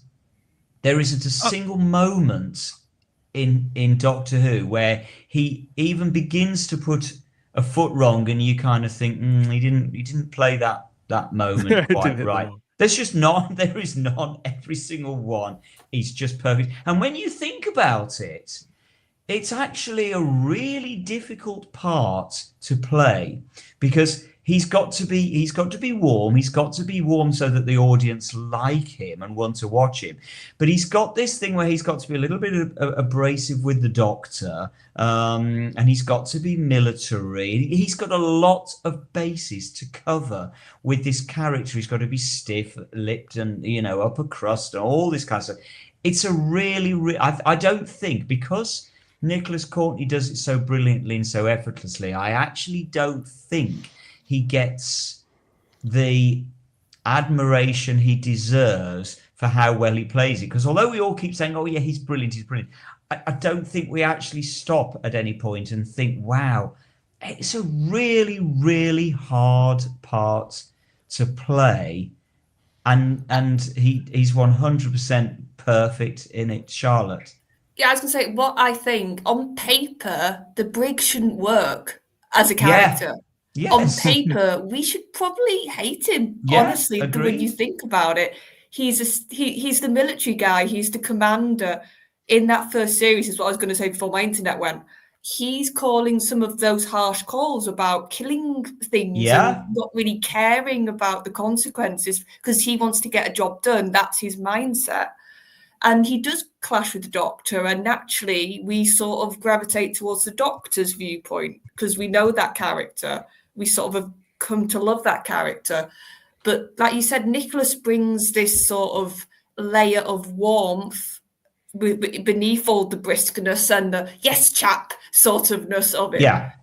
And you sort of, the more you see him on screen, and I found this when I was going back to Classic, the more I was thinking, no, the Brig's really intelligent and he's actually got a good point most of the time.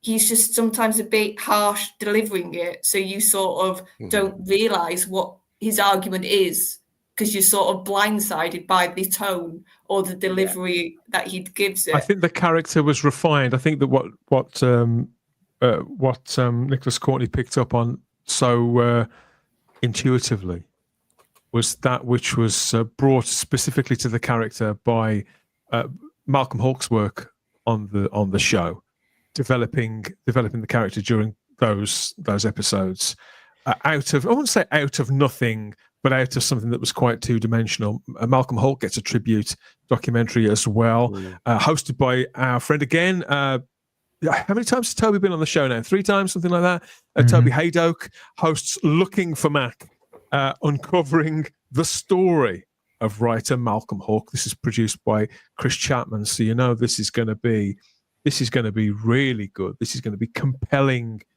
viewing. Katie Manning is on the sofa or behind the sofa with Matthew Waterhouse watching these episodes or selected excerpts from them. We know how this works by now, don't we, Simon? Yeah, I know you're not a big fan of Behind the Sofa, No, but I'm not. at least there's something for everybody. Me neither. Something for everybody on these sets. There's also a documentary called Lucky 13, which is about how the science of the day, specifically of the late 60s and early 70s, would have influenced Doctor Who at the time, again, lining up with the kind of things that Nigel Neal had been looking at and Kit Pedler and Jerry Davis had had too in a lot of their work. It was a combination of people coming from similar places, but with different backgrounds, I feel, Anthony. And that's what you get sort of focused on the show. If not in 1970, then certainly from between 68 and say 72-ish, you've got a definite kind of effort to push in that direction. I suppose the moon landing and things like that probably would have meant that public tastes were going there too. But I think it's so interesting. Speaking of interesting, I don't come much more interesting than John Levine. John Levine is in full conversation for a full hour with Matthew Sweet as part of those long form interviews. That's the latest one on here. That's the thing I'm looking forward to the most, to be honest. Too. I mean, I know this is strange, but I always felt comfortable with Sergeant Benton. I don't know why, but when I was a little, like I was only about 4, but I remember if he was around, I felt safe. You know, I was like, oh, nothing will happen, you know, because it was weird because he survived so long, you know, and all these other sturdy, dependable chap who can take heavy fire, can't he? He gets hypnotized, he gets turned into various monsters, all sorts of stuff happens to this dude, and yet he keeps coming back for more, keeps turning up for duty. Yeah, it's weird. I was going. Sorry, Matt. I was going to say, Dan, that's exactly the same for the Brigadier in Series 7, because you kind of like him because he helps the Doctor after his regeneration. Then you don't like him so much in Doctor Who and the Silurians because he kills a race of Silurians. Then you like him again in Ambassadors of Death because all the things that he's doing around Mars Probe 7. And then you hate him again when he becomes a parallel Brigadier and he's being nasty to the Doctor in the parallel universe in Inferno. So like Benton, Nick Courtney takes that story arc all throughout that series. I think it's great. You know, I like the fact that there's still that animosity towards from. It doesn't just like there's no gap. It's like it goes from the Silurians to the Ambassadors of Death, and there's that animosity towards the Brigadier for what he did. Yeah. And so the Doctor's a little bit aloof about that. And I just like the fact that it's seamless. Like, you know, that there's been virtually no gap and that, you know, he just doesn't, he doesn't trust him all of a sudden, you know? So I like that. I love the interplay between the Third Doctor and the Brig, because for the Third Doctor, I mean, as we find out later in Planet of the Spiders, the Third Doctor's fatal flaw is his insatiable quest for knowledge. And the Brig can indulge that to a degree, but the Brig has a lot of other concerns he has to kind of balance as well in all of that, which makes his position on things kind of understandable. I did want to make, Dan, one quick note about the Lucky 13 thing. I'm wondering if that is referring to the fact that the Apollo 13 incident actually occurred between the screening of episodes 4 and 5 of Ambassadors. So while that story was about the Doctor going into space, there was a real life space crisis going on with Apollo 13. Maybe. Have to wait and see and find out when we watch the thing. Yeah, the rest of the set includes things such as convention footage, exclusive convention footage, HD photo galleries, info text, thousands of pages of PDFs, and movie-length omnibus editions of both the Silurians and Inferno. Were those broadcast on television at the time in the 70s, Anthony? I know some of them were, but obviously this is before my time, and some people remember those. So are those new, or were they ones that were shown at Christmas or Easter or things like that? Are you talking about the compilation of Doctor in the Silurian? I think that's new. I think, I don't know for sure, but I feel as though that wasn't one of the compilations, and I think that's one that's been specially done for this DVD release because they've called it the Cave Monsters. I think I saw on social media, unless somebody's been very clever, I think, on the set. I think it's called the Cave Monsters to tie in with the book, and that's why they've made the compilation. But for me, Dan, who would want to watch the compilation of Doctor Who and the Silurians? Watch it in all its 7 episodes of glory, because it is simply fabulous. It's all starting to make sense now. More options, more options to enjoy these stories and sort of unlock their various charms and potentials and questions and highlights, the better. We've got loads of comments here from the live chat to get to. Of course, we're gonna connect with you again in a little while. But the Brigadier committed genocide, says Matthew V. That's dark. That's dark, isn't it? But these are the questions. These are the things that play on people's minds. Kind of cool is there in the live chat and says, I love the artwork and the box set, but it isn't Blu-ray. I think to advertise it as such is a con on the public, who, unlike fans, don't know that season 7 master tapes were destroyed. A lot of vintage material gets put out on new formats. Kind of cool. Well, and also the thing to bear in mind, and I have heard this argument before, and I do have a degree of sympathy with kind of cool. I understand where it's coming from. But this is the critical thing to bear in mind, that all the restoration work that they've done, whether it's good, bad, it doesn't really matter. The picture quality will be better on Blu-ray than it will be on DVD. So if they had released this box set on standard definition, in effect, rather than HD, you have to trust me on this. The picture quality simply wouldn't be as good on DVD as it is on Blu-ray. So whilst kind of cool is, I think, basically making the point that this is not HD, spot on. It's not HD, but it is the best picture quality, the best resolution. It's not standard definition on HD. It's not standard definition. You're quite right. It's not standard definition. So that's why it does still have to be on Blu-ray, because it's still giving you the best picture quality you can possibly get for this stuff. So there we go. TARDIS Travels says, I was 7 years old watching these episodes in 1970. My first encounter with Doctor Who. So for me, it's pure heaven. So we have found someone who was there watching their target audience. That's the sweet spot, isn't it? Between 7 and 9 years old. I think here we are all considerably older. Speak for yourself, Dan. But yeah, I love this though. The fact that people who are watching it at that age 55 years ago are still now not just still watching it, but still getting together and talking about it with us about the same material. Yeah, I agree, Dan. But I've got a question for Charlotte, if I may. Charlotte, have you seen all of these episodes? Have you watched? I've seen Silurians.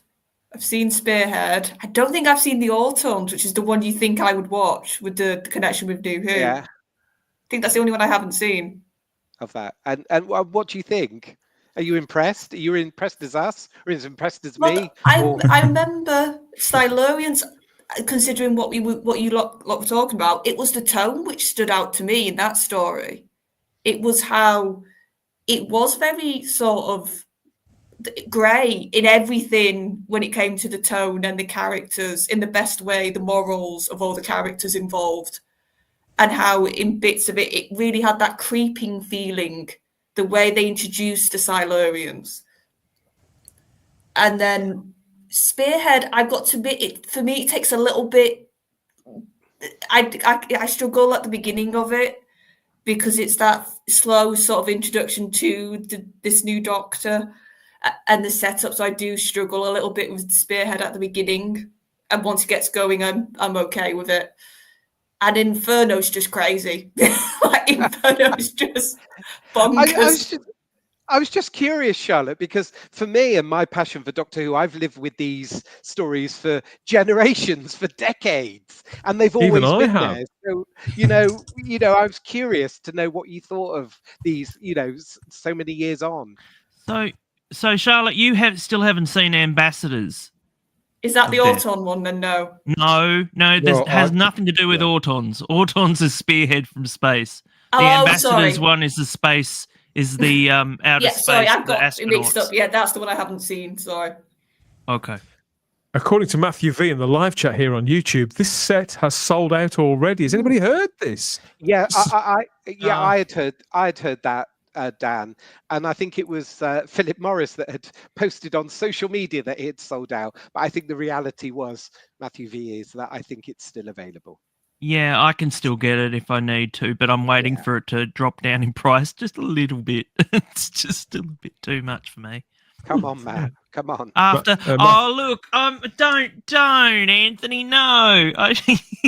You're forcing my hand, don't. Yeah, I have just checked. Yes, it is still £55 on a certain website. It's still fully available. Delivery tomorrow. Yeah, so you can still get it for anybody that's panicking.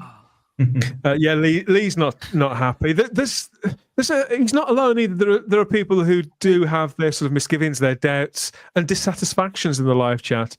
But I think there are still more fors than against. Lee says, I think fans have got their rose-tinted glasses on and make excuses for a substandard product all too readily. I haven't opened mine yet, so I don't know. But knowing the amount of attention that goes into it's never ever going to be perfect, is it? Yeah. I mean, it's never ever going to be as perfect. I think the thing is that I know one of the points that Problem Being is making, and I do have a degree of sympathy with this, is whether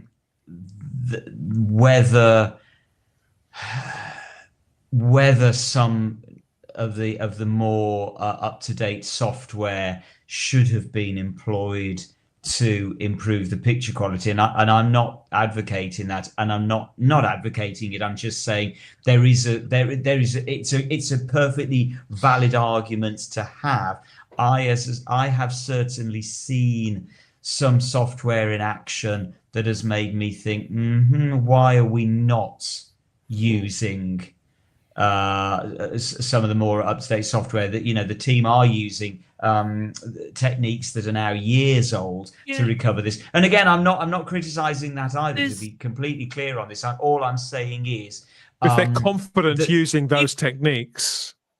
Well, yeah, but then in that case, I don't know. And again, please don't get me wrong. Please don't misunderstand what I'm saying here. I'm not proposing that this should happen. I'm just saying maybe that some of this material could be handed to younger people with newer technology to give it a go. With some of the newer software. I don't know. The thing is, a lot of restorations now are being done in 4K or beyond. Yes. But they're being released substandardly anyway in 1080p. So they're not. A lot of the time, they're spending a lot of money, but they're not actually. They're not releasing them anyway because it's a costly. No, that's exactly right. But they are putting in the effort, and it's a decision that's being made by other people that are the money pinchers. Yes, of course. So, just to go back to the live chat for a moment, Rose Kirby asks, please, can you answer the question, is season 7 the first? I did answer this in the chat. John Pertwee. It's to be clear, yes, it's the first John Pertwee. It's also the first set on Earth. It's also the first in colour. It's the first full one with units. And he had 5 seasons as well, Rose.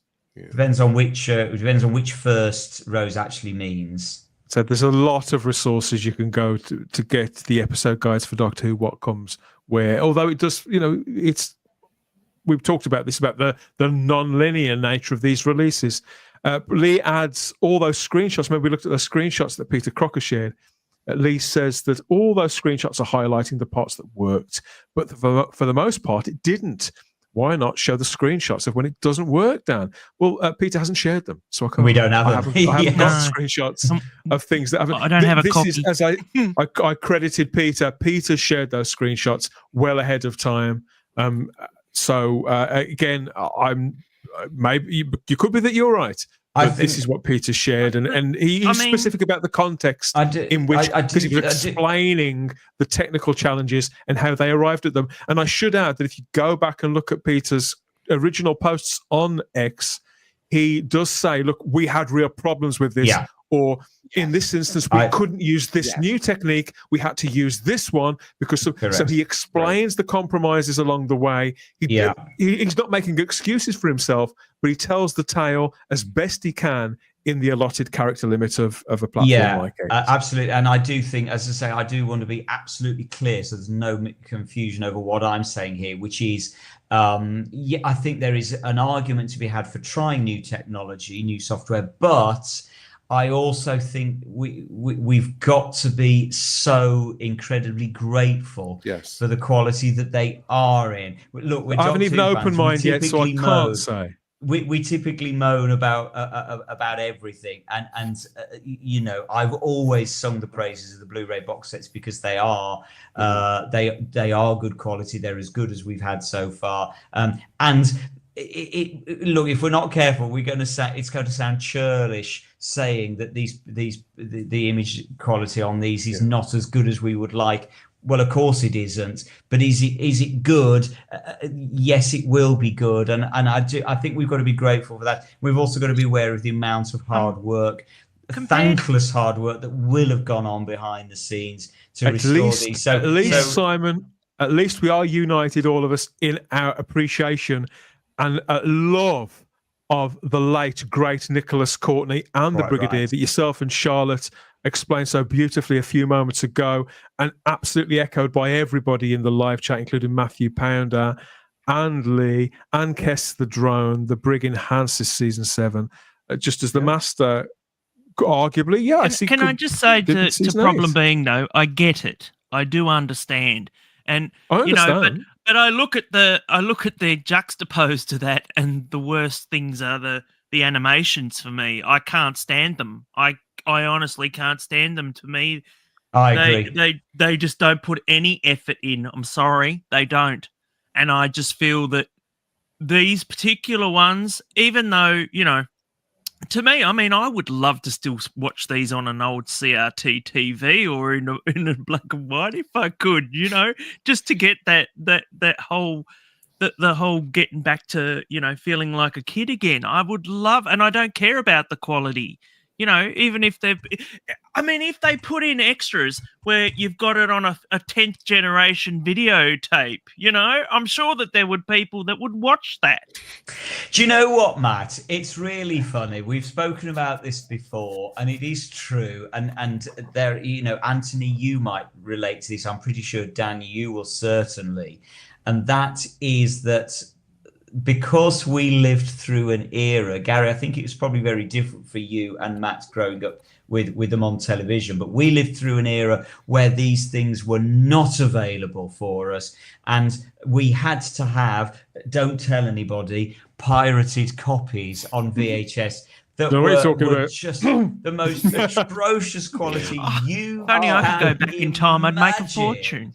Yeah. And as much as I love watching this stuff now in the quality that we watch it, there's still the tiny part of me that actually there was something incredibly exciting about trying to work out through this snowstorm and it was Charlotte. It was a snowstorm. Yeah. And occasionally, Charlotte, if you were really lucky, maybe 3 or 4 times in an episode, it would suddenly go into color for about 3 frames. That's right.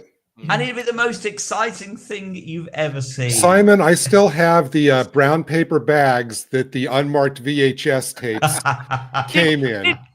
Did anyone have a dodgy signal on their antenna sometimes with a certain channel or whatever? And like, I think what did happen, Matt. What did happen a lot was when the episodes were being copied and distributed, some people, I think, would deliberately mess with the tracking. Do you remember that? The tracking wheel on the VHS, just to knock it out slightly, just so that their original copy was just slightly better than the one that they were selling to you. And Simon, do you remember like the top inch of the picture was wavy? Yeah, wavy. Just like the top inch. It's funny you should say that, Gary. We've got some of that coming up in a moment or two.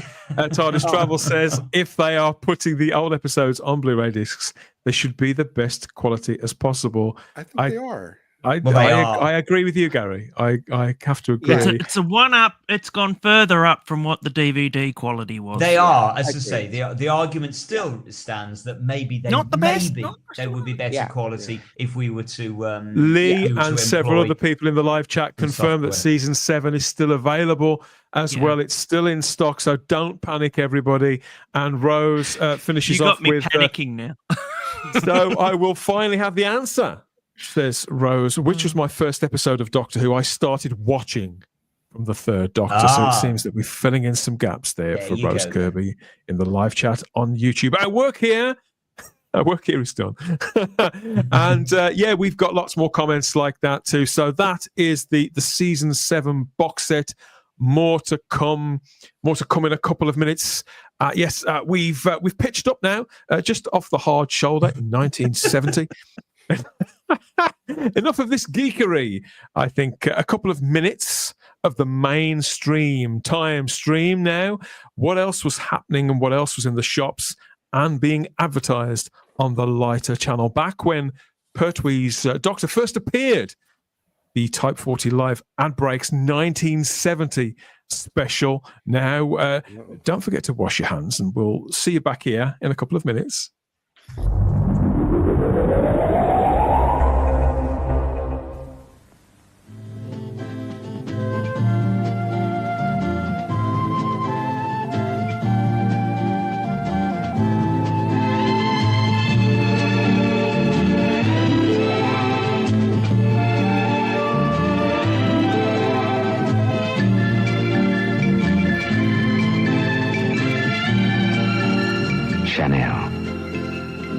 From £300 to £3.19.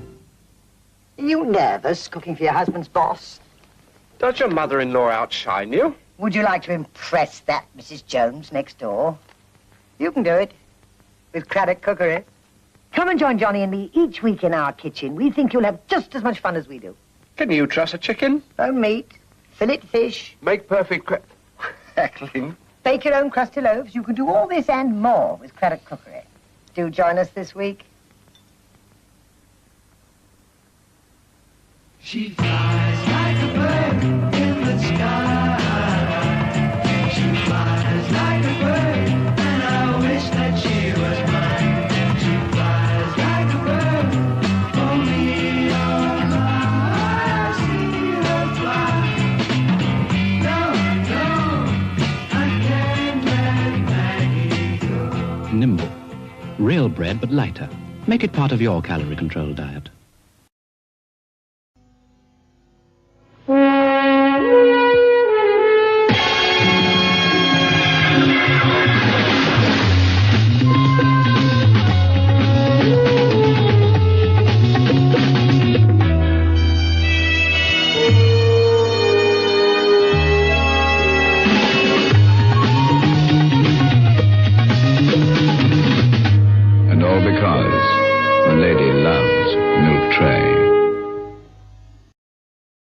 Mum and Dad, your old friend Monica. You remember Monica. Uncle Fred. All of them so far, yet so near by Intercity. Off-peak returns can save up to 4 bob in the pound. Aren't they worth it? Mum and Dad, Monica, Uncle Fred. Intercity brings something good into their lives. You.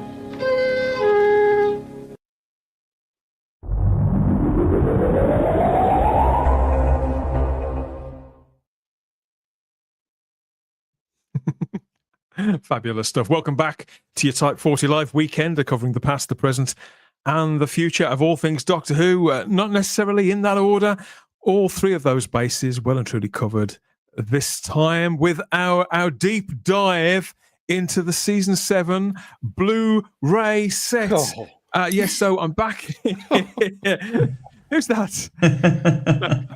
I'm back here. £300 for a bottle of Chanel. Were they serious? Seems so. That would have been about $5,000 now, I think. I just that woman on the balloon. It looked like she was hanging. You've got a dark sense of humor. Hanging from the thing. I was looking at it and I was like, "Oh, that's a bad angle." My head went to Wallace and Gromit because of the thingy, the girl, like in the first movie. Yeah, I think was meant to be like a parody of that. Absolutely. Sorry, Charlotte. Yes, it was. I'm trying to think of the name of the girl, and in the Wallace and Gromit thing, I can't remember. But yeah, it was a parody of Nimble. Yeah. I was just trying to think, when was Craddock in Doctor Who, but then I was like, oh, thank God she wasn't. She give me the willies. I'm sorry. So you don't want to in now. We've been talking about the latest addition to the collection range of Doctor Who on Blu-ray there from BBC Studios. Season 7, big favourite of Gary Akers and lots of people watching in the live chat. 55 years since it broadcast on BBC One originally, and trippy, colourful. Look at that vortex. For a start, so distinctive. 1970 was a very distinctive, very particular time too, wasn't it? Culturally, the charts in Britain was full of all manner of music, including there was Frida Payne with "Band of Gold." It's a song that you still hear quite a lot on the radio now, isn't it? You hear that quite a lot. Certainly do. Big hit. A huge album was Led Zeppelin 2. Robert Plant from Led Zeppelin, who came from. He was brought up just a couple of streets away from where I'm sitting now. So big black country favourite band. The biggest song of the entire year was In the Summertime by Mungo Jerry, which is it's beyond an earworm, isn't it, Dad? It sort of really gets on your tits after 50 years. So it's that. And but the biggest album was actually the Simon and Garfunkel album, Bridge Over Troubled Waters. But culture back then in 1970. Lots of music, lots of movies. I think the movie and TV landscape that was really changing as well. I think that was becoming harder too. British film was sort of kind of dying, but there were still interesting things happening. 1970 was the year that Get Carter came out with Michael Caine, the Mike Hodges film, and I think that typifies kind of what was going on at the time. Matt, that kind of a bit of a distance, I think, from Connery's Bond to heroes like this who are all buttoned up and not a gadget in sight. Just extreme grit and what would you say? I'd say he's more of an anti-hero than anything. Yeah. He's just like, he's like someone you don't want to cross. He's not a nice guy. It was the era of the anti-hero, of the moral ambiguity, which I think does line up with some of what we were talking about on season 7 earlier on. It definitely was. This was Britain. This was Nottingham, in fact, in 1970, to be precise. So everything looks cleaner. A lot fewer cars, fewer people. There was a lot of sort of post-war. I think we were seeing a lot of post-war changes. Even then, how long was this? Like 25 years after the Second World War, Britain gradually changing and getting back on its feet over a two-decade period. But there's a lot more colour photography, isn't there, from sort of the late 60s onwards. It was a very distinctive time. And we've got a video here of life in 1970 and 1970 people. This was in Portobello Road in London. Look at all those fashions. I often wonder when I look at film like this, how many of these were regular Doctor Who viewers, Anthony? Yeah, I would agree. Jumping back on the point that you made a moment ago, Dan, about there was a picture of Michael Caine, and Matt's point about this looking like Adam Adamant. I don't think this podcast could go past without drawing the parallels to Doomwatch, which was a very similar 1970s kind of following year, laboratory-based science fiction show. And much of the influences of Adam Adamant, I absolutely agree, Matt. And in many ways, Dan, when you started this show, the TARDIS console in that room looks like an old set from Adam Adamant. It looks like Adam Adamant's front room. So there are many parallels, I think. But particularly I draw them with Doomwatch. That was I've recently watched the movie of Doomwatch, and I felt that was very that was right up my alley, because it seemed very much like a Doctor Who back in I believe, Matt, that in Doctor Who, Adam Adamant and Doomwatch, at various points, we get one of those spiral staircase things on a set. The small, I think there's one in Adam Adamant's flat.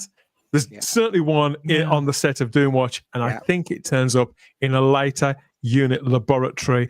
So that was the residents of London at Portobello Road there in that clip. And I do wonder if many of them would have survived the onslaught of the Autons had they broken out of a shop window somewhere along that stretch. Charlotte, it's such imaginative stuff. Actually, I've got a question for you guys. So when it came back in 2005 and you heard that the Autons were like the first creature, and it was obviously from this era. How did you feel that they were starting off with Autons? Because obviously I didn't have any pre-history, so they were new monsters to me. But for you guys, they obviously meant something else. I can remember actually being really thrilled to think that it was Autons, for the simple fact that they could have just gone with an entirely new monster. There was no need to have a call back to the Autons at all. I was thrilled as well. And so, yeah, it was just, it was also a great relief. It was just very reassuring to think, okay, they are actually taking this seriously. The fact that they've used the Autons. So I don't think any of us seriously expected the Daleks or the Cybermen to be in the first episode. So to have the Autons there, yeah, it was great. It was good news, basically. It was thrilling. And bear in mind, Charlotte, that they hadn't been on television at that point for how many years, 40 years or whatever. And so, yes, it was a thrill to know that the Autons were coming back. Absolute thrill. Because I was over the moon, Charlotte, and I'd only bought Spearhead from Space 4 times at that point. Only 4 times. No, but I can remember that scene when they were in the shopping centre, and as a kid, watching them basically, without just having one shot taken out of when they do shoot the families down. Yeah. And I remember thinking, oh God, like we've got this in the first episode of this show I've just started to watch. And it just to have that teeth already, it felt like was quite.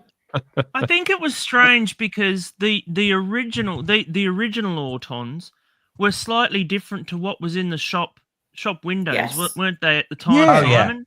Whereas those ones that you had, Charlotte, were very similar to what they had back when you were a little kid, you know? They had the whole weird stylized Max Headroom type hairstyles and everything, you know, they were looking hip and happening. These ones were really strange because they didn't have real wigs or anything like that as far as I can remember, except for the females. So, yeah, it was weird. Whilst we still have a full panel, and whilst we're still with you, Charlotte, I wanted to ask you which I know it's low-hanging fruit, but looking at the box set and the 4 stories that make up season 7, have you got a favourite of these 4 and a reason why? I think because I think it's Silurians, because I love how they get introduced, that you've got this almost creature from the deep vibe, the way they come out of the water. I think this has been spoke about plenty of time. It's such a striking image. And I actually love how the Doctor sort of really struggles with what the moral right thing to do is with them. That he hasn't got a simple, I'm just going to defeat them. That really stays with you. You can't do that in this story. And like we said, the fact that they didn't tell you this is the right response. You've got the Briggs idea, you've got the Doctor's, and you've sort of got your own in the middle. And which one do you sort of gravitate towards? And I feel like the other stories have their merits, but I just think the Silurians has got such of a stark tone. That's what, honestly, out of those stories speaks to me, I would say. Beautifully put. Just to say hello to the people who've joined us in the live chat in the last 20, 30 minutes. They're still coming. They're still rolling up. Thank you, everybody. No, I can't argue with that. And I think, somebody discovering the show and discovering the eras, it had a similar effect on me, just in sort of in a different way. How about you, Anthony, and the other side to it, somebody who's watched them countless times? Can you pick a favourite from a list of stories which are all kind of spoken about with bated breath for one reason or another, aren't they? Yes, I would agree. It's such a hard call for me, this one, because of those 4 stories, of those 4 pictures. For me, it's either Doctor Who and the Silurians or Inferno. I can't differentiate between those 2 stories. If you want me to pick one, I'd probably say Inferno, but they are 2 terrific stories. And when I was watching Doctor Who and the Silurians over the last week, I just thought, gosh, Doctor Who doesn't get any better than this. And I think the new series is a long way away from from that particular story and Inferno, this is a standout season for me. I couldn't really choose from any of them. I love them all. Too tough to call for Anthony Weiner. I think a lot of people are going to feel that way. How about you, Gary? Season 7's your very favourite. It is my favorite season. Silurians was the first story I ever saw, but Inferno, far and away, from the very first time I saw it, nothing has ever knocked that off as my favorite Doctor Who story. I've seen it 100 times, and I still am gripped every time I watch it.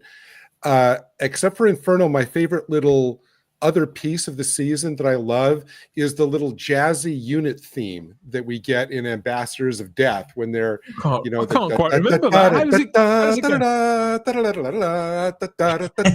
Oh, yeah. I love that little jazz, because why would a military organization be given this totally earworm catchy little jazzy theme, which Gary, I just adore. Be honest, is this your ringtone? Oh, could I? Oh, I'm gonna try that. If I can, I'm gonna try to see if I can make it my ringtone. If I can, it will be. Charlotte, I understand that that's it. Time's up for you. But there you go. Yeah, my parents have just knocked, so I need to go for bedtime. That's night, Charlotte. Yeah, Bye, thank Charlotte. you. Good to be thank with you you. as always for your company. We'll see you for Monday's early edition of Type 40 Live. But for this one, good night and have a great weekend. Night, lads. Night. Night. Take care. Okay, yes. My singing drove her away. She's got to download the rings. Was that singing? Was it? Before you get it. Actually, Gary, I like the singing. I got the tune from your singing. But thinking about incidental music in Series 7, it's slightly unfortunate that Kerry Blyton's music for Doctor Who and the Silurians is more like wah, wah, wah. Yeah, it's not good. That crumb horn. I tell you what, Anthony, I could have rammed that crumb horn somewhere where the sun doesn't shine. Simon, I'm ramming it with you, because every time he was so proud of that crumb horn.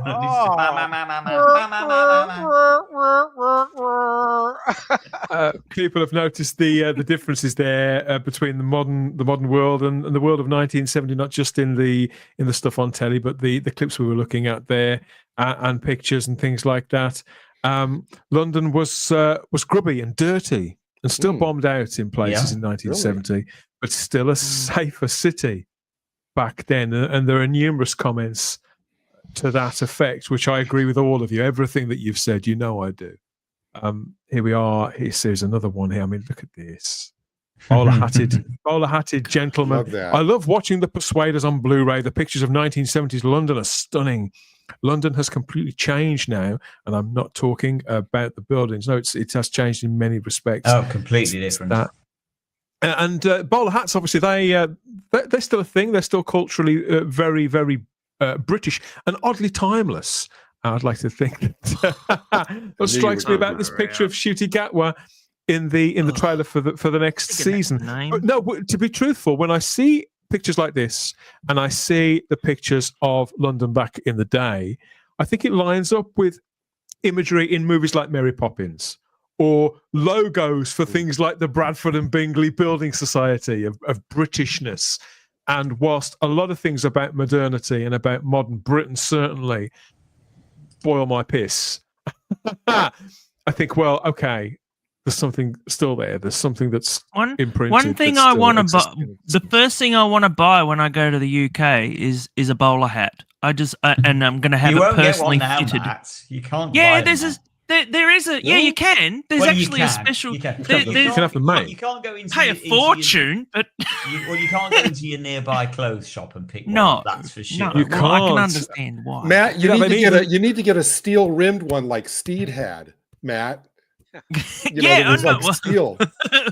I'll be like Odd Job. Odd Job. Spearhead is the best one. I'll tell you what, you'd have an even harder time getting hold of an Inverness cape. Here's John Pertwee on the cover of the Radio Times from January 1970 for the launch of season 7. I tell you what, as much as I love the 1983 cover for the 5 Doctors, that's my childhood. I think of all the Doctor Who Radio Times covers, this has to be the most iconic one. I'm not even a Pertwee guy, Gary.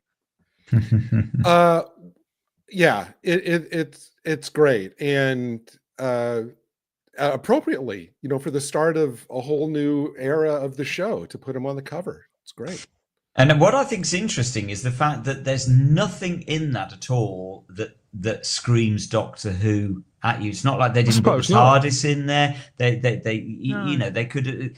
So it's very, very. It was a brave. It's a hangover from what the series had been before. If you were somebody who's saying, "Oh, Doctor Who's back," you think, "Oh." Yeah, it was a brave image to put on without at least the TARDIS on to give an indication of this is a Doctor Who image. But of course, what it speaks to is the popularity of John Pertwee at the time, and so you put John Pertwee on the cover of the Radio Times, and everybody is going to know who it is. He was famous, wasn't he? He was famous in a way that Patrick Troughton hadn't been in 1965. Oh yeah, I know he was very, very famous. Well, he wasn't a celebrity to the extent that he became, obviously, in later years. But yes, he was very well known even at this point. Yeah. It's just insane watching him, seeing him pop up in things like the Avengers and all that, and seeing this character and characters that are totally different to the Doctor, and you just go, wow, he was actually a really talented guy, All of these pictures that were taken by Don Smith, wasn't it, who was the Radio Times photographer for all those years. This is an iconic shoot, and every time I think I've seen every picture there is from the shoot, I see another couple more. And it's the simplicity. You're quite right, Simon. I think the black, the flash of red and white. Capaldi definitely lent into this, didn't he, in his original photo shoot as well, with that red lining to his longer coat. But it's bizarre, isn't it? Because I can't remember when John Pertwee was in The House That Dripped Blood. I think it was fractionally before this. And he wears pretty much exactly the same. He plays a vampire. It's a portmanteau horror film, and he plays exactly the same. He wears exactly the same clothes as you're now looking at. It was a year after Doctor Who. The beginning of Doctor Who, 1971. Thank you, Matt. I knew it was around about this time, but I had a feeling it's just before. So just after. So basically, the House That Dripped Blood. By that point, he was then huge because of Doctor Who, and it's just ironic that he's wearing near enough exactly the same clothes. Can I be a nerd? It's a cloak that turns him into a vampire, isn't it? Can I be a nerd and say that this picture is the cover of Doctor Who Monthly 45? I think you are. Of course you can go. That's why you're here. That's why we love you. I think you are actually right, Gary. I think it is about 45. It's the one. Is it the one with the pink cover? Yes, it is. Yeah. I think it is 45. Oh, yeah, Staring at I think we yes. Let's get back to working out which are our favourite stories. I think where were we? So Gary and Anthony, you've had your say. So did Charlotte. Matt, what about you? Have you got a favourite of these four?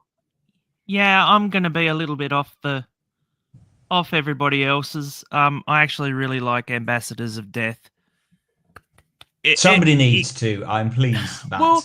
Yeah, it's just I don't know. There's just something about there's something about astronauts, and Yeah. I love the fact that they're carting away this giant capsule that just arrives, and like they're trying to keep it all under wraps, and then there's this conspiracy happening behind the scenes with another group. And I love all that the controversy and the we don't know what's really happening until the last episode or two. I know it's a hard slog for some people, but I really do enjoy this one, and that's actually one of the ones that I'll probably be going to first. Yeah. I mean, again, Matt, this is just the Ambassadors of Death is just pure Quatermass. It's just Nigel Neal through and through. It is just for a Quatermass. long time. I didn't. This is probably one of the few episodes that I hadn't seen. So until it was actually released on DVD. So or that I remembered. But for the longest time in Doctor Who magazine or whatever, you'd see this image of this, the guy in the astronaut suit, and it's like, I don't know. I think there's a book that they're on the book as well, aren't they, Simon? Yeah, they're on the Target novel. Yeah. You've got I've got those images and that in my head, and it built it up, and I wasn't upset by it. I thought it was fantastic, and I remember there was a documentary too where they actually went back to where they'd done the making of the Ambassadors of Death, and they had they had the actress there, actually walking through where they'd actually filmed it, and I was like, I really want. This is one of the few ones that I actually really want to see, and I wasn't disappointed at all. I have to be honest, Matt. I've said this before now. I still think that the cliffhanger to episode 2 is arguably the best cliffhanger in all 60-odd years of Doctor Who history. The fact that the astronauts don't die either is really good too. It's not like something horrible happened to them. It was just all a big plot.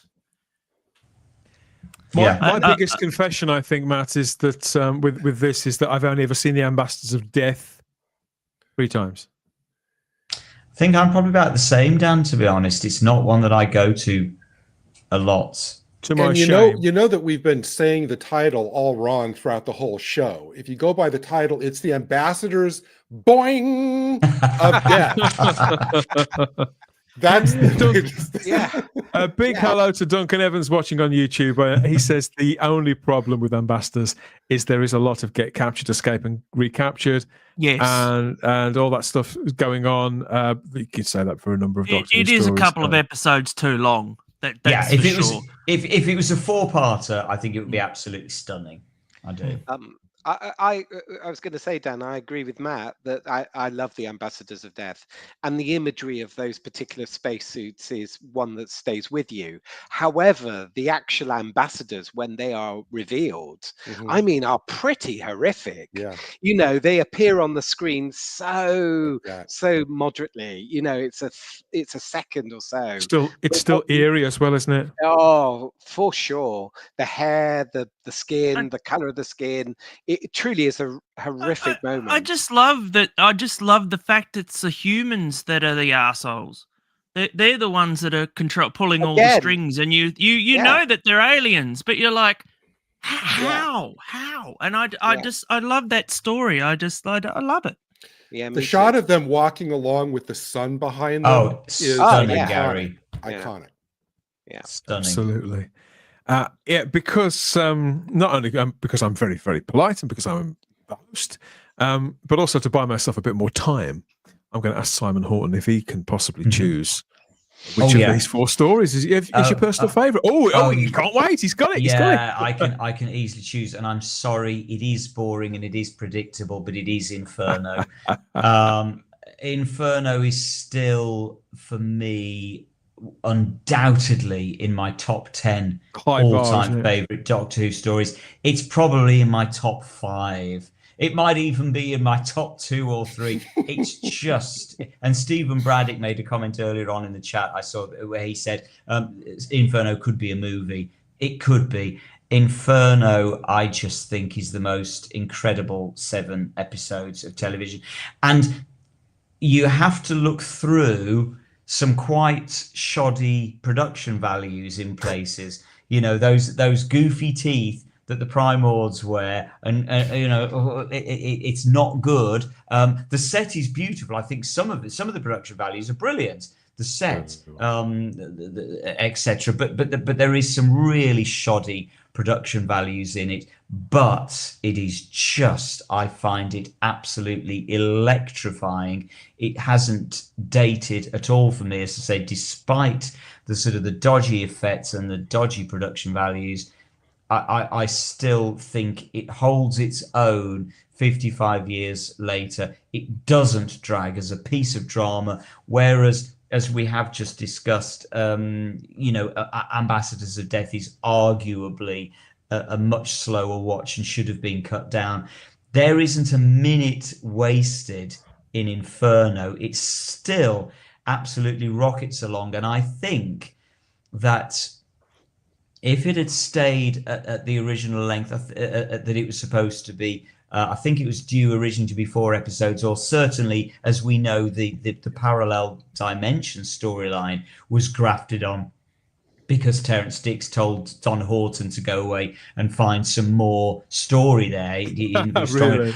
I still think that Inferno would have stood up really well without the parallel storyline, because it's just that good. But the parallel story, the parallel universe, just kicks it into the stratosphere. It's hard to imagine Inferno without that. I think it would be. Oh, it is. I don't think it would be just any other Doctor Who story, but I think that is, as you said, that's what lifts it. That's what elevates it.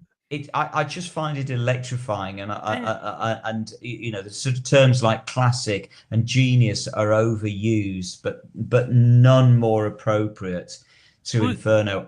Somebody else commented earlier in the chat that they could watch it on loop tape. Yeah, I'm there. I could. It's one of those few. Yes, absolutely. It's one of those stories where I have no problem in sitting down and watching all 7 episodes in one run. In fact, it's one of those stories I don't want to press pause on this. I don't want to go away and watch half now and half. No, I want to watch all 7 episodes in one go. It's like a juggernaut. If you got a phone call during the middle of this, you'd be trying to get somebody off the phone. I'm not absolutely. No, that's my face. I thought so. It's like a juggernaut that is just rocketing down a hill that cannot be stopped. It just powers and powers and powers, and it doesn't let up. Just genius. Just love Inferno. See, you're almost convincing me here, because I love. For me, it is a far tougher choice. It is only a choice between 2. Okay. As much as I really like Silurians a lot. I haven't seen it in a while, but I do. I have, and I think the reason why I haven't watched Ambassadors very much is because of the various states in which it's been in. I would never describe any of the previous releases as unwatchable, but it's a little bit of a chore. So I'm looking forward to seeing it again. Now it's looking better than ever. It'll probably unlock something for me, which I haven't found it impenetrable, but I've never connected with it. Silurians I really like, but I find it a bit long and a little plodding in places. But when it does pull back, it's very memorable, and I certainly think it's a very high quality story. The choice for me between Inferno and Spear from Space is very, very hard. Inferno is something which has very slowly seduced me, whereas Spearhead from Space has been something I've loved since I was a kid. It wasn't the first Pertwee I ever saw, but it's the one I've seen the most. Did I mention I've bought it 6 times? And I'm not bitter. So it's a very hard choice because, as you quite rightly say, Simon, every time I go back to Inferno, I notice something new. I enjoy it on a different level. It is the gift that keeps on giving. Yeah. How iconic is Spearhead from Space? How much fun is that story? How unique is the fact that it's on film? Never mind its place in Doctor Who history in the lore. So it's a coin toss, and I think I have to go with Spearhead from Space. Yeah, it's so quotable in places. I love the introduction of Liz Shaw. I love the introduction of this Doctor, and I don't know. I just find it all so evocative and engrossing, and as chilling as Inferno is on all those levels. I think that when you watch Spearhead from Space back again, you forget how disturbing some of that stuff really is, particularly out in the forest. I think that a lot of the things that that Inferno has, Spearhead has too, but in a kind of in a shorter form way. It's a leaner, meaner machine, isn't it, Spearhead? Yeah, and it is more baseline settings Doctor Who. It's less outstanding. It's more common or garden Doctor Who. but where it lifts it for me personally, just for me personally, as my favourite. Rather, I think Inferno is absolutely the best story of the 4, but my favourite has to be Spearhead from Space, if only for the evening where Autons stalking pedestrians. I always find the sound of the Auton, what do you call it, the communications device, the sphere, yeah, the sphere, the sound when it's calling for the Auton to find it, and I love that. It's so eerie and terrifying that this thing is walking around in the bush. I agree. Sorry. Yes, all right. I agree, Matt, because the Silurian device that Dr. Quinn has to communicate with the Silurians is that same kind of sound and effect, and is pretty. It sounds like crickets, but like every time that I'm out in the bush, and I hear the crickets or the what do you call them, the castanetas or whatever they call them, the cicadas. That's them. We don't have them here, so they're we don't have them here either. But yeah, you're right, Simon. But it's that sound. So when you go out and you're hearing it, it's like you feel like you need to go and look for something. I love it. And Spearhead is so.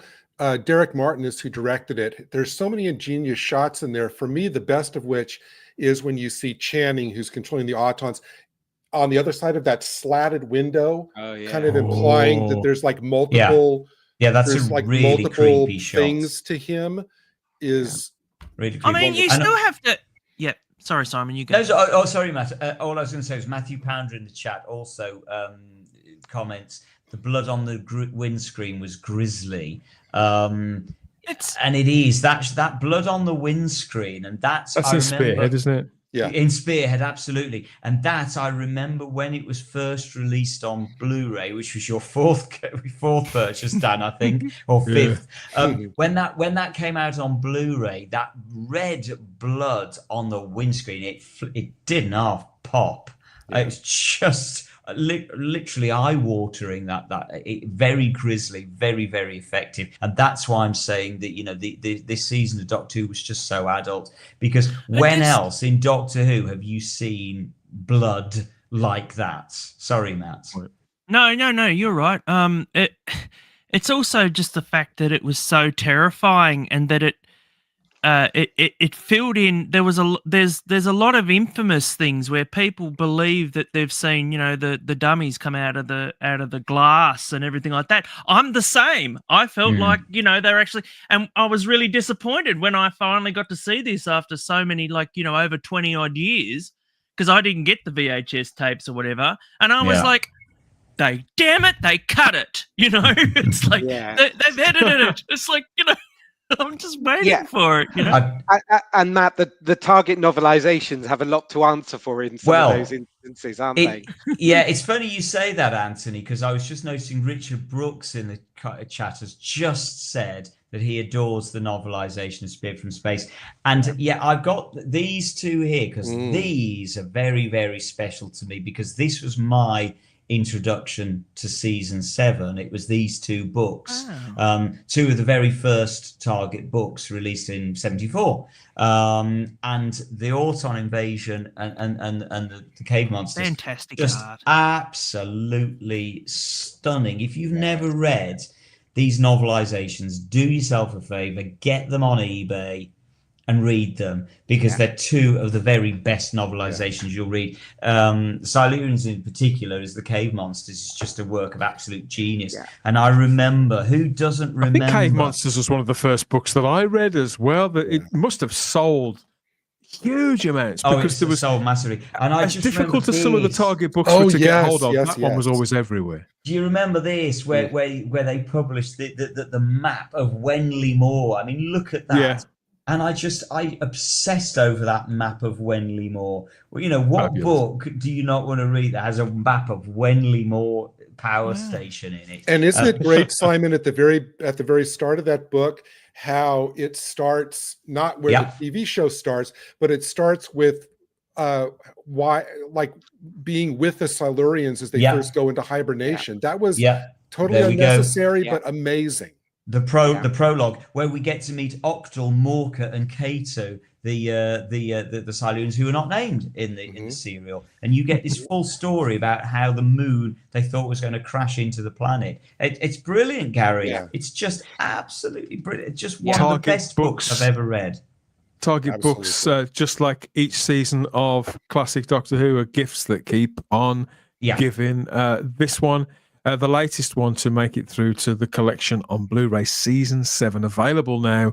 We are assured by members of our fabulous live chat there on YouTube, Rumble, Facebook, and X. You can still get this. Don't panic, everybody. The 7-disc set, 25 episodes across 4 stories, and all those extras. There's a variety of opinions about a lot of that in the live chat there.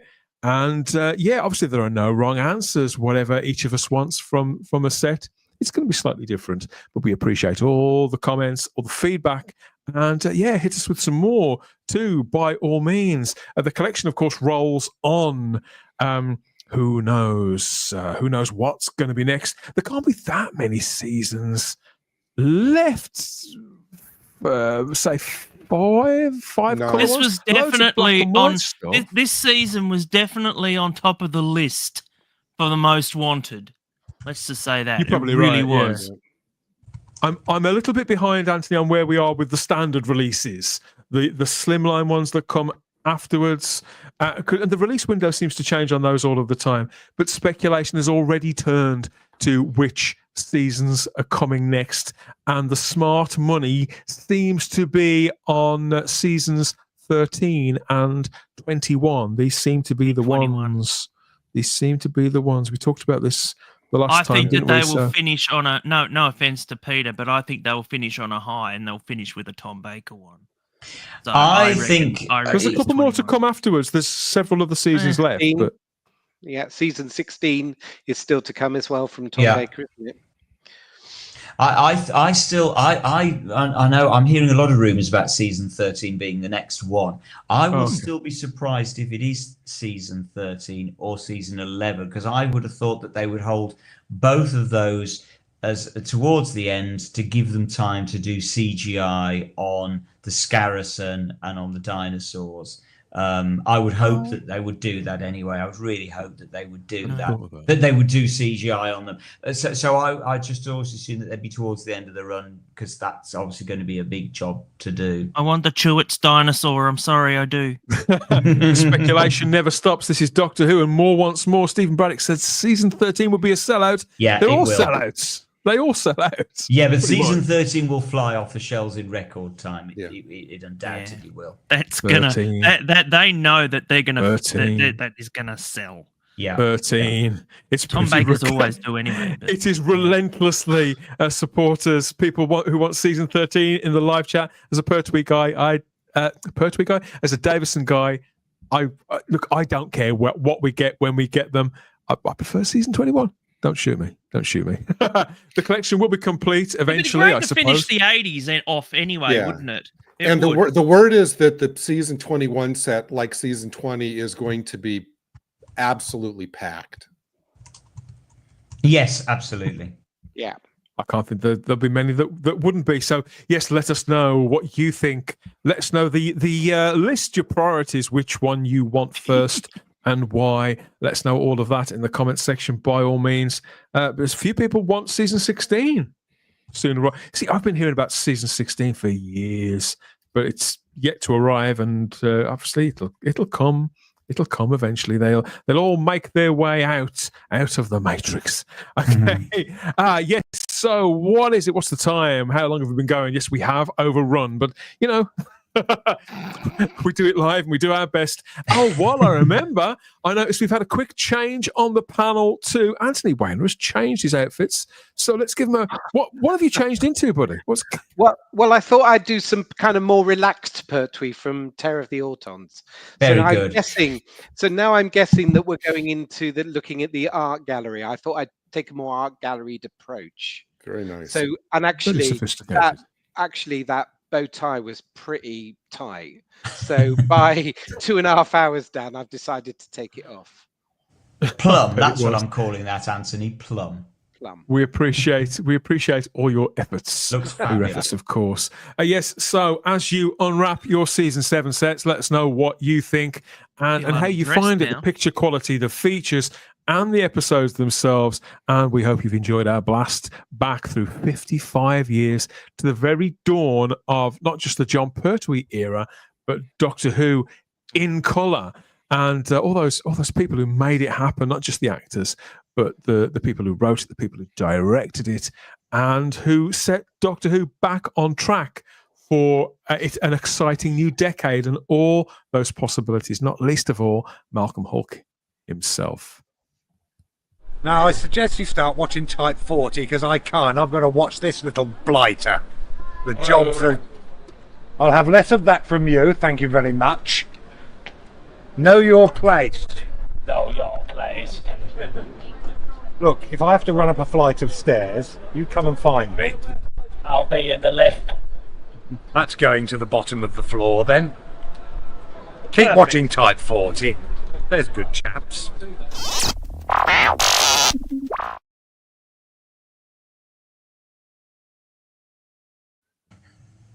Brilliant. Thanks again, Scott. Yes, so talk about pretty pictures, the talent and dedication and craftsmanship out in the Doctor Who universe and the Doctor Who fandom is second to none. There's never any shortage of pretty pictures to distract us from our everyday lives and our scrolls on our devices, are there? And we've always done what we can to encourage and showcase Doctor Who fan art and fan artists here in the gallery segment. It's all in an effort, a valiant effort, to fill up these virtual TARDIS walls. Big, grey walls. Look at that. We need to brighten them up, don't we? Traditional and digital art from model makers and cosplayers too. It's all fair game to get up there. Pretty pictures. Box sets can even make pretty pictures like this one. This was from Macaulay posting on X, who was very happy to get their box set come in the post there, Gary, and had a reception committee out to greet it. You see all these pictures, don't you, across all the platforms? It's here. It's arrived. I've got it. Here's mine. I decided to forego that this time. I said, look, mine's here as well. It looks exactly the same as yours. Just go and look at yours and then imagine it's mine. I love it that people do this, Simon, and that they set up little scenes around them as well. It's so charming. I suppose other fandoms might do this, but I don't know. I never see any of them. No, nobody does it like Doctor Who fans, that's for sure. That's a lovely model of a Silurian there. That's a really good. I believe these are character options figures, so these would all be officially licensed merchandise. Available. I must be honest. I always struggle with Liz Shaw's coat in a Spear from Space, isn't it? That jacket. Yeah, I always struggle with that. I'm not keen on that jacket.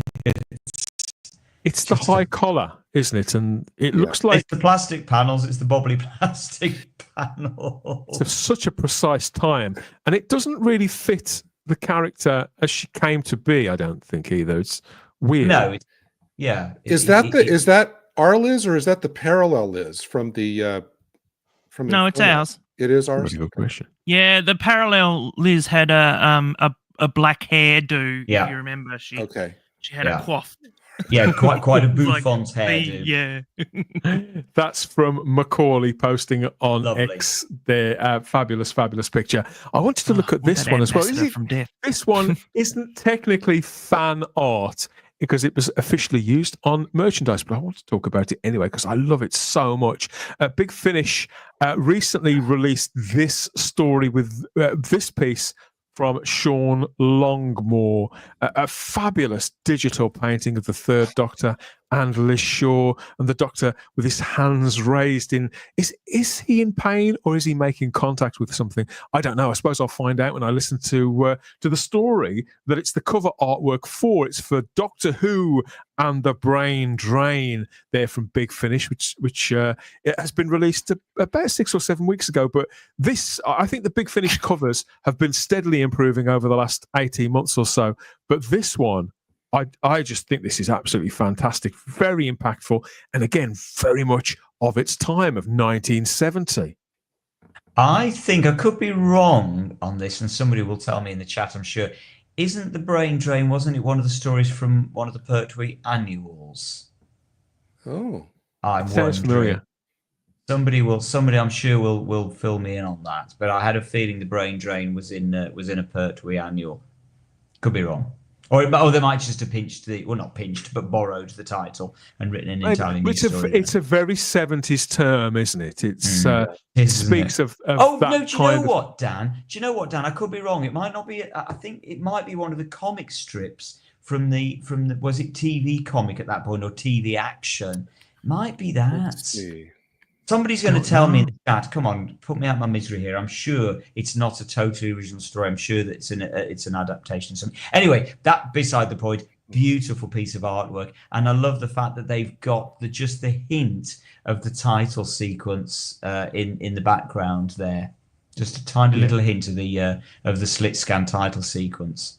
Sean is one of my favourite of the current crop of regular Big Finish cover artists. I think his ideas. I think the idea comes first, and then he works towards getting the best possible sort of rendering of that. There's no compromise. I think they're very creative and, as I say, very impactful in a way. There's not so many sort of floating heads, which you don't just get or didn't used to get on Big Finish stuff, but on so much licensed merchandise. Let's see what people think in the live chat here. We've got Lee says it's a great picture. He likes that one. And we have is it a rare? Is it from the really rare? Yeah, I'm trying to find it now. Forgive me. I'm trying to find it. It's very Mind of Evil, says Peter Harrington. Yeah. I would agree. I completely agree with you, says Simon Ashley. I don't know what that is about, but yes, anybody agrees with me. It's absolutely fine. Yes, that's Doctor Who and the Brain Drain. That's from Big Finish. It's available now. I haven't heard this. It stars Tim Treloar and Daisy Ashford. Here they are there with John Culshaw and Katie Manning, part of the cast of the 1970s, of the Pertwee era Big Finish stuff that they do. I think they've been going about 10 years on this range now, so it's really, really great. And the cast have gelled together so well, including John Culshaw as the Brigadier, as we spoke about earlier on. Let's move on to our favourite artist. We haven't seen any of his work for a little while, but this one really stood out. Matt, you're gonna love this, not just as a fan of the story, but of physical media, of vintage physical media, because here's a fantastic VHS cover for the Ambassadors of Death itself from Oliver R. Jones. Wow, that's fantastic. I love that. Isn't it great? I mean, the artwork, he's used it on various prints and T-shirts and other things, but this topped off with the blood red BBC Video logo and the inset pictures, the type that runs just too close to the red key lines in a way that really sort of poorly designed video sleeves used to. I just think this is fabulous. It looks like a video nasty. Yeah, it does. It looks like something that a video nasty would have been called Nazi Death Camp or something like that. It's brilliant. Right. Absolutely. He's a genius guy. So and isn't it interesting that he doesn't do the whole Doctor Who, the Ambassadors of Death? So if you didn't know, this could be like as Matt said, like a video nasty. Yeah. It's really good that it has the original BBC Video logo at the top. That places this cover really well, I think. Yeah, it does. You're right, Anthony. Me too. Absolutely beautiful stuff. And the addition of the lines, the sort of wear lines too, which I don't usually like. The weathering. I think it wouldn't look right without them when it comes to it. It's just missing a price, half one-off price label. I like the fact that the skulls are actually more of a reflection skulls than skulls inside the actual suit. So whereas, they did it in the Moffat's era and that, where they did that stupid thing with the skulls and that in there, and it's like I just like the fact that it's you're seeing this imagery of of a skull in the reflection rather than the actual inside. Yeah, brilliant. People are loving this in the live chat there. Ezra Goldstein watching on YouTube says fantastic. And Matthew Pounder, again, notices it looks a little bit like a video nasty. Oliver, no offense. That's great, says Richard Brooks. And Lee says it's gorgeous. Very nice from Rob Alexander, and very 70s horror from Stephen Braddock. People always love Oliver's work, so it's no great surprise, but it doesn't mean that it's not worthwhile sort of looking at some more. Really, you can get prints of all of Oliver's work if you go over to his X account. I think he's also on Instagram as well. So go and connect with him, and please tell him that Type 40 sent you. Who else is here? Oh yeah, Lee says it needs a W.H. Smith or Woolworth sticker on it. Yeah, half peeled off. Yeah. Matthew V says that Mary Whitehouse would have loved this one. Very true. Nice one, says Daryl Joyce. Echoes of a 1981 video rental store. Yeah, it would have to be a big squashy box, wouldn't it? Not the slim ones, the big squashy ones. No. Yes. It would have been a squashy box, definitely. Wow, says Cheryl. Yeah, Oliver's work is absolutely outstanding, and there's lots of it as well. If you go and hit him up on social media, and you can order. I think you can get this one. Certainly the main image of the Ambassadors of Death itself. You can get that on prints and T-shirts and everything else. Right up to date now with another horror bathed in red. This one is from Whovian Life, and it is the first piece of artwork I've seen that welcomes Ryland Clark to the Doctor Who universe. Look, I can laugh about it now, just about. Okay, I can laugh about it now. Can you? But Whovian, can I cry? Whovian Life was inspired, clearly moved to create this digital tribute, which looks like Ryland sort of kicked up a real nasty fart, and he's got a smile on his face. I don't know. I mean, he's wearing John Pertwee's jacket, maybe, Anthony. It's no, he's not.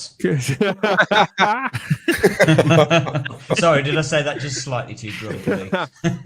I mean, finding out this guy was going to be in Doctor Who was like I'm sorry. This is literally taking the piss now out of the series. I'm sorry. It's just not on. Well, it certainly makes me realise I'm right for deciding to jump ship. Yeah, me too. Me too. It's, when you look at the artwork that you've just brought up, Dan, and then we've got this. It's like you're Ryland fan, Gary, Anthony. This is 1,000 times scarier than the Ambassadors. And you've never even seen it. It's the teeth. It's the point I want to make is it's just that, we've been talking all evening about Series 7. This is a million miles away, isn't it? Yeah. It's not even coming remotely close. It's not even in the same book, let alone on the same page. Not even on the same page. He's just as fake as the actual picture itself. Everything about him's fake, in my opinion. And Anthony, Anthony's jacket puts this one to shame. Yeah, quite right. It does. Everything about this geezer is fake, and I don't know if he knows what he's getting into, but yeah, it's a conversation for another time. Says Ezra Goldstein. I really like Whovian Life's work, generally speaking. I like their artistic flair, but I was so surprised to see this. Pure evil, says Peter Harrington. Ryland Clark for the Master speculates. Oh my God! Please no. That wouldn't surprise me. Wouldn't surprise me. My love, goodness gracious me! He might end up being a doctor. You never know. No, he's the ambassador of Drek. Very good. He's gone from the Doctor to the compare. How far has Doctor Who fallen? Says Problem Being, and 1971. No, I'm not going the pink one. Just to answer Ezra Goldstein's thing. No, I am not reviewing season 2. Thank you very much. Going anywhere near it. And I do want to just oh man. Just to wrap up the whole brain drain thing, I think I'm completely wrong. I don't think it's based on a story from anything at all. So apologies to Big Finish. It looks like it is a completely original one. After all that. Sorry. Nothing to see All right, here. what a great one to finish on, Dan. Couldn't we have TARDIS Travel says that he thinks it might be the mind extractors from the 1970 annual story that I'm thinking of. TARDIS Travels, I think you're probably right. Sorry, I'll shut up. I'll get my coat. Rylan Clark is a lot happier to see us than we are him. Obviously, I wish the man no ill, but my God, what on earth? What on earth are they thinking? Let us know what you think or anything. Let's know what you think of all of that. Yes, so Whovian Life, you can find their artwork on Instagram and X. Most of it's a lot better than that, and the subjects are certainly a lot more interesting. So yes, Whovian Life, Oliver Arkenstall-Jones, and Macaulay also posts some fun pictures and content too. So go and connect with them over on X or Instagram, and please tell them that Type 40 sent you. We need more though. We need more to fill up these big old walls. I mean, look at these. My God. Yes. Keep the fan art coming. Send it our way. Us, its way. We don't really care. We just want to get it up on the walls as soon as we can. How do you do that? Well, you can reach out to us through our social media. That's Instagram and X at Type 40 Doctor Who, or you can join us in the Type 40 Facebook group as well and plaster it all over our walls, or send us some content details, or post a link to a website, an online portfolio, something like that. We don't really mind as long as we get to see it all, and you can interact and tell us what you like about it, what you love about it. You can reach us too on SpeakPipe now. Yeah, new for 2025. This is across our podcast and video content. Be part of Type 40 from the palm of your hand. Sounded better in my head, but no, what you can do, you can use SpeakPipe to record us a message, a question, a prediction maybe for the future, or any feedback whatsoever over on SpeakPipe. Get into an argument with us if you like. Come at us via all of those platforms. Be part of Type 40 and Type 40 Live there through the wonders of modern social media. This has been Type 40 Live on Rumble, X, YouTube, and on Facebook too, covering all things Doctor Who from the distant past of 55 years ago up to the present day, and all things Lippy. We'll be back again next week for more. My thanks, as always, to Charlotte Shields for her great insight and general sort of warmth, really. People love Charlotte, and we love her too. So thanks again, Charlotte, for everything you've brought to the show this week. And also to you guys, everybody who's been here wading through all of this in celebration of 1970 in particular. Matt Pott as our real life time traveller, already Friday for you. How's it shaping up for you so far, mate? And what are you looking forward to for your weekend? I know you can't get your 1970 season 7 set yet. Are you watching any Doctor Who this weekend? Don't. No, I'm just trying not to think about it at the moment. It's like, I know it's there, I know it's available, and I'm like, I can't afford it. I'm just like, no, I've already got a house loan on the last lot that I've got. So it's like, oh no. But yes, no, I'm gonna have a nice quiet weekend. A nice quiet weekend. How about you, Gary? What have you got planned? Well, if it shows up in the next day or so, I will be like Simon, turning off all of my phones and everything and just immersing myself in season 7. Go for it. Watch the lot, great. start to finish. It's great to have you back on the show after so long. It wasn't meant to be this long, was it? Well, you got a little bit poorly, and then there was Christmas, and then there was this, and then there was that. It's been an honor to be in such illustrious company. So thank you for the opportunity. Been lovely to have you here, Gary. Yeah, be thankful. I am. Anthony, it's great to have you back. We're famous, we are. Thank you, Dan. It's great to be back. Anthony has recorded some more content for us as well, so you'll be seeing and hearing a lot more from him in the future. Heaven knows what you'll be wearing, Anthony. Couldn't possibly say. I just a simplistic T-shirt next time, Dan. I think this has been far too frilly and far too dandy. Oh, you look gorgeous. And far too season 7. No, you're rocking it well, mate. Stick with Thank it. you. I think it's better to take it back to basics for the next time. Back to basics. What they call it? Factory settings. Is that what Some of them. Factory settings. There we are. Yes, Type 40 live here on YouTube, Rumble, Facebook, and X as ever.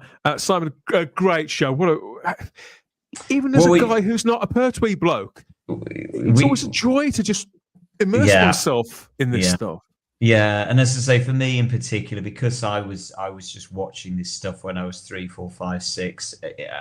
It's just, this is so much of my adult self is in those formative years, just being utterly terrified watching the John Pertwee stories as a kid back in the early 70s. It's just, I can trace 100% my love of Doctor Who back to those days, and I say so much of what I've become as a person now is back in those days. So yeah, it's my happy place, my very, very happy place. So this probably hasn't scratched an itch permanently, because with Doctor Who nothing does, but it may have done for now, at least until you can get to the box set and the weekend's here. And you can go at it like a bull at a gate, basically. Yes, thanks as always, Simon, and to everybody out there dropping comments as well. Of course, we'll be back with more hot takes, cold shoulders, pet peeves, bouquets, and pot shots on the next Type 40 Live. What will it be about, and where will we be shuffling off to? Which decade? A bit of everything, I think. We've got some stuff from the present day to catch up on, as well as other things from the distant past. We'll put it all on spin and see how it comes out. As ever, thank you for all the comments, everybody there across YouTube, Rumble, Facebook, and X. We want some more, though, so come at us in the comment section too. We always have the time, if you have the space, here at Type 40 Live. You enjoy your weekend, and we'll speak to you soon. Bye-bye. Bye-bye. Bye-bye.